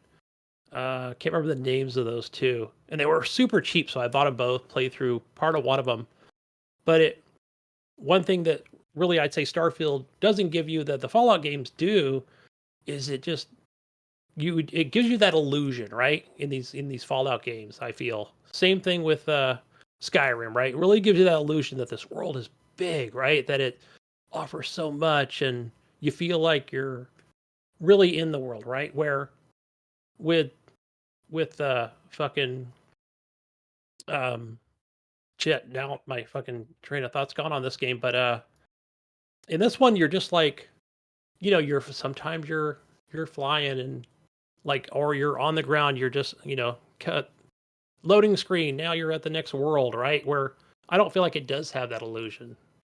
You know what I mean? So maybe that's the difference, I think, as well. I don't know. What do you think, Jesus, with that?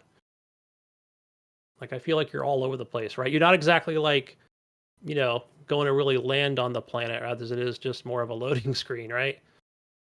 To Yeah, I don't show know, yourself man. landing. You have no control over that ship once you're getting there, I and think everything just feels.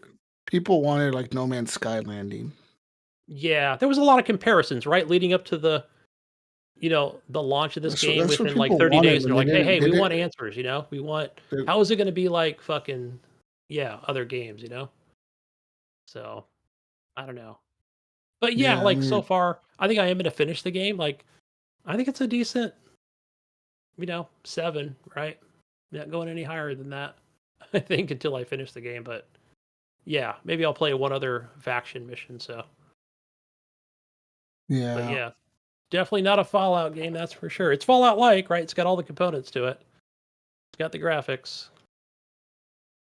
But yeah, no yeah. illusion We'll there. see what happens with it. I mean, I know they're patching, and they've already added patches on the PC on Steam for DLSS and ultra wide and a bunch of other stuff. But people aren't still upset. People are saying like, "What the fuck, man? Like this game, was promised to us. Whatever, People thought it was gonna be like Skyrim. It's not. People thought it was gonna be like I don't know, better. Just in terms of the Right, world, right. because Yeah. even speaking to Brink and IAMS, one of the complaints they had, and I know that Brink had this the other day. He was talking to us. He said that the worlds feel empty, and they do. When you land on a Yeah, planet, it yeah. kind of feels Mostly like empty they are. Yeah. you're like, what the fuck? Like, there's nothing here. It's just rocks and space and a little building all the way over there that I have to run to because you can't fucking there's no vehicles or mounts or nothing to They should drive. have. Or Yeah, see, they they should have should had have like a little jetpack Land or Rover, right like a Land something, right? Rover Some you kind could of drive. You something like know? in Star Wars, like a fucking something that you can Or hover. something like Mass Effect, the little 6-wheeled truck that they had. Yeah, like some fucking vehicle you There can you launch go. from Like your when you're ship on a moon, right? Have that, right? When you're on a and regular, drive around. Yeah.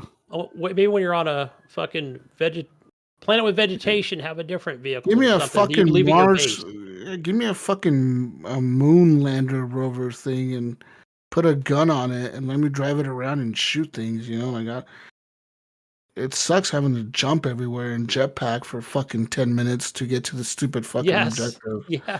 It really I does know. suck. I don't like that part of the game. Right. And I kind of agree with the whole like the main quests aren't that good, and they're just not like some of I the don't best think things. so far. I don't think so. I think that Crimson Fleet mission is, man, people rated #1, and I just Yeah, stumbled but upon it and I thought, wow, that's really good. Really good writing, you know? it's not. But A that's lot of not a good main. action. But that's not a main quest. I know it should have been, right? I If don't know. you Maybe I really if you want to play the game just from beginning to end, you can skip that whole Crimson Fleet shit. yeah. Chances Some of are the you'll run abilities. into it. Chances are you'd run into it randomly somehow. You know, you'd run into the space station or you'd run into someone that'll give you the quest. But I mean, most of the like the main story of the whole like constellation thing about finding the fucking whatever thing about the fucking pieces or whatever the hell you're finding, the artifacts. That shit was kind of lame. It's all the same, really. They're Oh, all, go I think they are all here, the same, right? I've done two. go And they here, were both go exact. here, go into this tunnel, Mayo, and shoot all the bad guys and get to the end and you grab the artifact. Ooh, like I Wow. said, But but you were gone earlier. I can't get into this game. I've tried multiple times. It's finally off my Xbox and PC now. Like I'm done trying. how many times have you used the ability, Jesus? I always forget they're there. You know, once you earn them. The powers or whatever you Yeah, get, the powers. like I think the I've got gravity 3. powers and like the yeah, I have 3 or 4 of them, and fuck, I haven't played this game in forever. I think I forgot how to switch them because I don't. I The only got one that I in. like, the one that I like using because you kind of have to, is the one where you can like have an like and like you what do you do? Like you use it and it fills up your oxygen tank like to the max again, and then like you'll have like max oxygen for like a few seconds, maybe for like 5 seconds after you use it or 3 seconds after you use it. Like your oxygen doesn't deplete, so it'll just stay full and it'll stay at like unlimited for like 5 seconds, so you can sprint as much as you want for those five Oh yeah, yeah. seconds. And I Right, so you use can get that. to your destination faster. I use Yeah, that. Yes, that is why I yeah. use that because I'll just fucking run, and then I'll run out of oxygen. Then I'll use that shit. Then I'll run for another 20 seconds or whatever. Then I could stop, and then I'm like, all right, wait for this stupid shit to reactivate, and then my oxygen thing to fill up again. Then I run again. And I Well, know that like some people like Brink, what they did for the first hour of the fucking game was go to the moon and run in circles for like 30 minutes, like run in circles around their spaceship so they can build up their stamina, so they can have more oxygen and more shit to carry. Like, that's what Brink did for the first 40 minutes of the game, I think, is he said he ran in circles so he could build up his stamina and his carrying capacity. probably popped a one of those whatever the fuck you could take. There's all kinds of shit you can pick up to increase your carrying capacity. Take Yeah. more damage. Uh, fucking more damage for you on the enemy for 200%. All that crap, but yeah. I don't know, man. Right, then you get I, addicted to all these drugs, right, for carrying yeah, capacity, right? Whatever drug you're taking. I never finished that game, and I don't know if I will. Because, like Mayo said, I kind of fell off of it, and I kind of just was like, I don't really have any like desire to go back. There's too many Maybe other things they'll, to play. It's maybe like, Yeah. they'll just patch it and get it better. Like I don't know. patch it and make it better. I don't know. I What wonder can if they I have to really? get all the abilities, all the fucking powers to finish the game. Is that how that works? I hope not. No, you don't have Not to. that No, they're you don't bad, have but to. yeah, No. see. I wasn't sure. I thought some of them, some are part of the main Some quest. people said like you can legit go from beginning to end and finish that game with like nothing. Like Ryan said, he said you could finish that game with like the shittiest guns and like go from like the beginning of the game right to the end. Yeah, Do nothing but the main quest, and you yeah. can So finish the game without like any cool shit, and you'll be fine. right, because then what happens is you get to a planet. This thing will happen, right? It's random where a guy will show up, and I forgot why he shows up randomly, but he'll show up and somebody you knew before, and he's like, "I heard you were looking for me," right? And then your dialogue can be, "Leave me alone," or "Yeah, what are you gonna do about it?" Right? Let's fight or something. Combat. Right? So either one I choose, man, he just fucking wrecks me every time. Then you got to load back in again, and then he's not there. It's like, oh, that's stupid. They shouldn't put him on so early But then again, maybe that's my fault for doing the Crimson Fleet mission. Yeah. So maybe he wouldn't have been there if I wouldn't have done that. So, Yeah, I but don't shit like know. that was like, just take me Uh, out of the fucking. There's no illusion here. What's going on? Like, give me something, man. That make me think I'm going to do my next quest instead of throwing some random shit at me. This guy comes every 6 times. So, and he beats me every time. So stop sending him after me. Little dumb yeah. things like that. But yeah, Maybe if they give you the option to like skip those fucking cutscenes, like the landing cutscene, yep, yeah. the takeoff cutscene. I mean, there's so many things they can do, especially with, once they let I hope is that they have that Bethesda Creation Club, right? And it does get better over time. And if you remember before when they started doing it after Fallout 4, where they were like, we're going to start charging people for mods. Hmm. Basically, like let people put it on the storefront. Here's Yeah. $7 for a mod. You may or may not, you may hate it. You're not getting your $7 back, right? That was the dumbest thing Yeah. ever.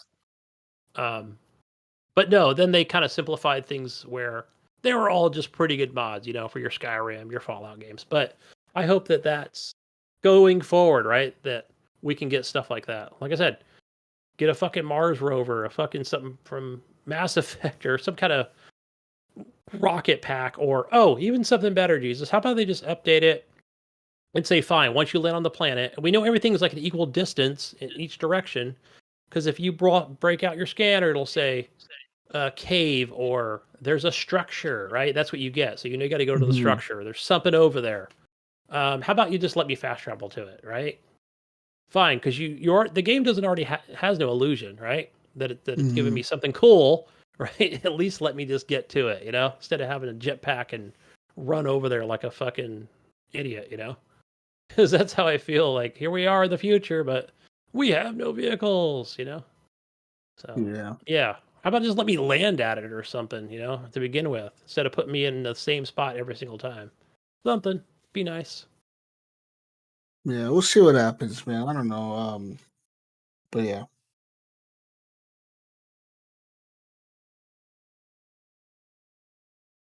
Yeah. Moving What on, else right? we got? I think that's all I put in there. Yeah, there was one more in there. One Yeah, we more got some Witcher news in there, Jesus. Oh yeah, this Oh, we this do. this guy Yeah. again. Yeah. The Witcher author or Andrzej Sapkowski. Yeah. Say that twice fast. Yeah. He pretty much said that. Okay, while attending a Vienna Comic Con, he was asked about various adaptations that have stemmed from his original works. Speaking with serial killers, the author said that every visual adaptation of his The Witcher series was strange for him to see because as a writer, he only uses his words. My raw material when I work, it's only letters. I do not describe pictures. I don't see any pictures. I use the letters only because I know that my reader will see in the book the letters only, not the pictures. So I have to do with my letters to make the reader imagine the picture. No other way around it, so every visual adaptation is simply strange for me, he explained. He also said that he will look at someone else's interpretation of The Witcher and remark, "Oh, this is the way that they're picturing it. That's pretty interesting." He also added, "Sometimes this is a welcome surprise with a sympathetic impression of his work. However, sometimes it isn't." Although he did not elaborate on that any further. But with the later on in the interview, the conversation turned specifically to the Netflix series and his visit to the set of the Netflix series. While he complimented the set specifically, calling it tremendous looking, he also stated that Netflix never took any of his feedback at all. He said, maybe Yeah. I gave them some ideas, but they never listened to me. But he didn't really care. Okay, he just like whatever. He said that that was normal for people to do, and that it's whatever. Like, What a negative Nancy this guy is, because he did the same thing with CD Projekt Red, right? We read an article, where he yeah, talked but you about, gotta think about it this way, man. was You it this have your guy, or am I vision. thinking of somebody else? The 4A No, Studios it one. was him. But like, you gotta think about this. You are a writer, and you in your head have a vision of what you're writing. You have it in your head. And then you start writing it down, and you start writing it and writing it and writing the story and making it happen in your head. Now, like, you sell your series or whatever to somebody to make a movie or a book or a TV show or whatever, and then they make it, and you're like, wait a minute, like, I didn't envision my main character looking like that, or I didn't envision this character looking like this, or I didn't envision this part of this world to look like this. Maybe he doesn't like it. Can you imagine how I would feel like this is how George Lucas would feel if he Well, he didn't did make Star say Wars? he did have a lot of negative criticism about the last series, 3 movies, right, or whatever, that Yeah. he didn't make or touch, or so. Yeah, there's that. But I no, mean, I like, guess. can you imagine how George Lucas? I think it would be like how George Lucas would feel if, like, he wrote Star Wars and then he said, "All right, like, Steven Spielberg can direct this shit or something," like. Then he sees like what the fuck he did, and he's like, "What the fuck? That's not what Yoda's supposed to look like, dude. Right. Like that's not Yoda, motherfucker. Like that's not what the fucking Chewbacca's supposed to look like. That's not him." You Okay, I know? get it. He's being brutally honest, right? And I'm supposed to respect his opinion from this Andrzej guy, whatever his Wallachowski, I don't know. Hey, but remember he did the same thing with CD Projekt Red, where they're like, "Yeah, I want to make your games from your books," and he's like, "Yeah, whatever, just give me some royalties from it and whatever," right? Well, yeah. But I'm looking at it now with like Netflix, right? Maybe CD had a little bit of to do with it, but then I'm sure Netflix came over to him specifically. I'm just guessing this is how it worked out. Like, hey, we'll give you 10 million to do a Netflix series, right? But obviously we're gonna make it. We're gonna take some things from the video game or whatever. I don't know, right? He's like, I love Yeah. money. I'll take the $10 million. Thank you very much. And I got some good ideas too for it. Thanks, buddy. But we got it from here. Take your 10 million or whatever, right? I don't know. I feel like that's how it probably played out. And I feel like, even though he's speaking at a Comic Con or whatever the fuck he's at, right? I don't know. Just don't be an asshole. I just feel like he's being one. Like, yeah, like he's saying he can do better. I don't know. It's like, just tell the fans. I don't know. I mean, I guess you could be honest, but I don't know if I would have offered up that negative fucking thing. It's like, you never listen to me and they do whatever they wanted kind of thing. That's the way they made it sound. So, but if the fans love it, they're there because, they're fans of The Witcher and they like the Witcher series and CD Projekt's games. But I don't know. Yeah. Yeah. I don't know. He's just a negative Nancy. It's the way he's always been. We love your work. And basically, right, he's given his vision to somebody else, right? He gave it to CD Projekt Red, Hmm. right? And then they had their vision for how they wanted for video games portrayed with, Geralt, and so did Witcher, right? They had their vision, right? So I don't know. Respect it, man. So they're big fans of you. Don't be an asshole back, What else? That's it for news. I don't have anything else. Yeah. Not a whole lot, really. Yeah. Saw Black Friday like sales, Cyber Monday bullshit sales. Like, no, not a whole lot.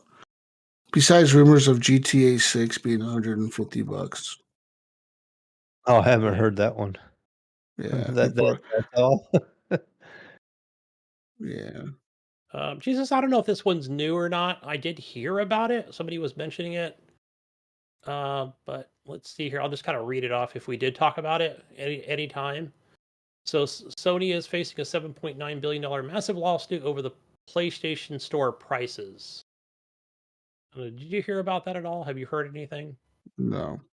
So, just real quickly, I think it's in London. So, facing a mass lawsuit worth up to 6.3 billion pounds. That's 7.9 billion over claims that PlayStation maker abused its dominant position leader to unfair prices for customers. A London tribunal ruled that in a court on Tuesday. Sony was sued last year on behalf of 9 million people in the US. I remember this one. Oh no, this was in the United Kingdom, who have brought digital games or add-on content through Sony's PlayStation Store. So I don't know if this is all happening over in England or if it's part of the US here. So this is a guy named Alex Neal, a consumer advocate who's worked on previous campaigns bringing this case against Sony, which is valued up to £5 billion, 6.2 bill, plus interest, he said. So her lawyer said the aggregate damages estimated the case was up to 6.3 billion. We just read that. Says the company's abusing dominant position, requiring digital games and add-ons to be bought and sold only the PlayStation Store, which charges 30%. Yeah, like everybody else. So, yeah, see where it goes from there. But yeah, it's not being thrown out. Sony wants it thrown out. It's still going. That's a lot of monies, man. I wonder who gets all that money. Does consumers get it back? What happens there? So I'll go the lawyers. Interesting. So that was as of 6 days ago. So I don't know. Might be an ongoing lawsuit.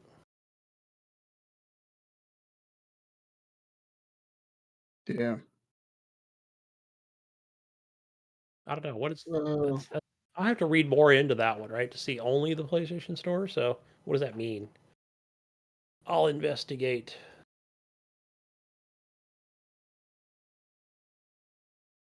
Yeah. That's all I see for news. Anything else, guys?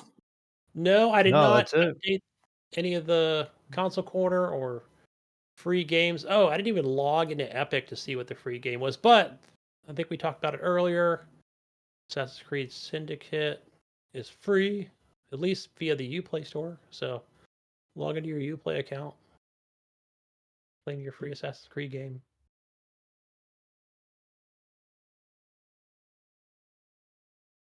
And yeah, I don't know if anything's new on Game Pass or anything like that, or PlayStation Plus. I did not check. So we are at the end of the month. Persona series? That's That's about right. it. Yes, Persona 5 Tactics. I did play that game.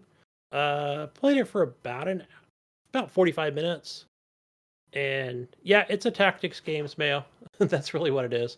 Right? It's the high school kids. And yeah, so hide behind cover, right? Just like any other tactics games. I don't know. I don't know if I'm gonna play it anymore. I don't know, Mayo. So I got it installed in the Series S at the house, but I don't think I installed it here locally. So I don't know. It's if you're into Persona games, but you like a little. I thought it would be like an XCOM sort of thing, where okay, I really got to hide behind cover.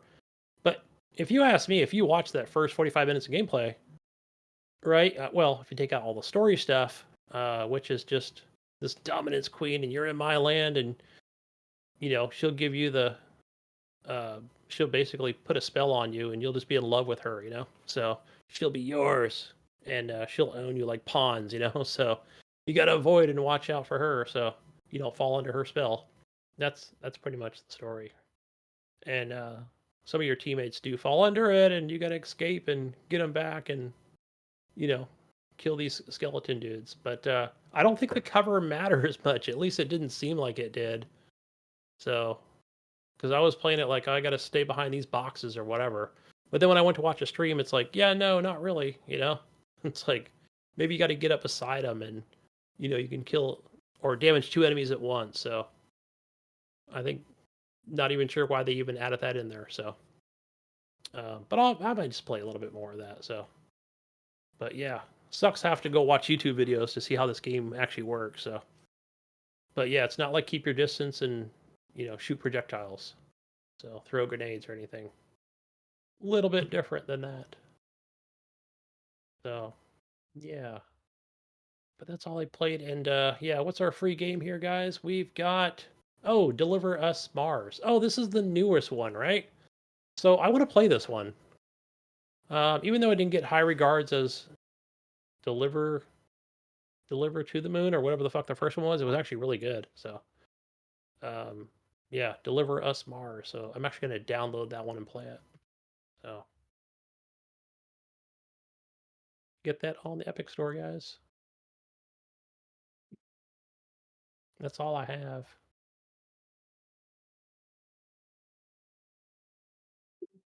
All right, then. Well, with that being Yeah. said, I think we're done. We're done, gentlemen. Find me guys everywhere. Gunny Chief, Xbox and Steam and Epic, and over on PlayStation, HGP _Gunny. Where do you find you, Mayo? Oh, you can find me everywhere as Mayo. On Discord, Steam, PlayStation, Xbox, all those places. All those gaming places. Oh, Jesus. and find me everywhere as Jesus Walks Lot. I'll be hopefully playing some games this week, but I don't know if I will. So I have a lot of stuff to move. So You'd be doing packing simulator. yeah. I hate moving. So, yeah, no shit. Yeah. Just like fuck. Anyways, yeah. Hopefully we'll get back with you guys next week on the next Horrible Gamers. See you guys. Peace out, everyone. Have a good night or good day or whatever you're doing. And yeah, whatever. Bye. Bye. Yeah.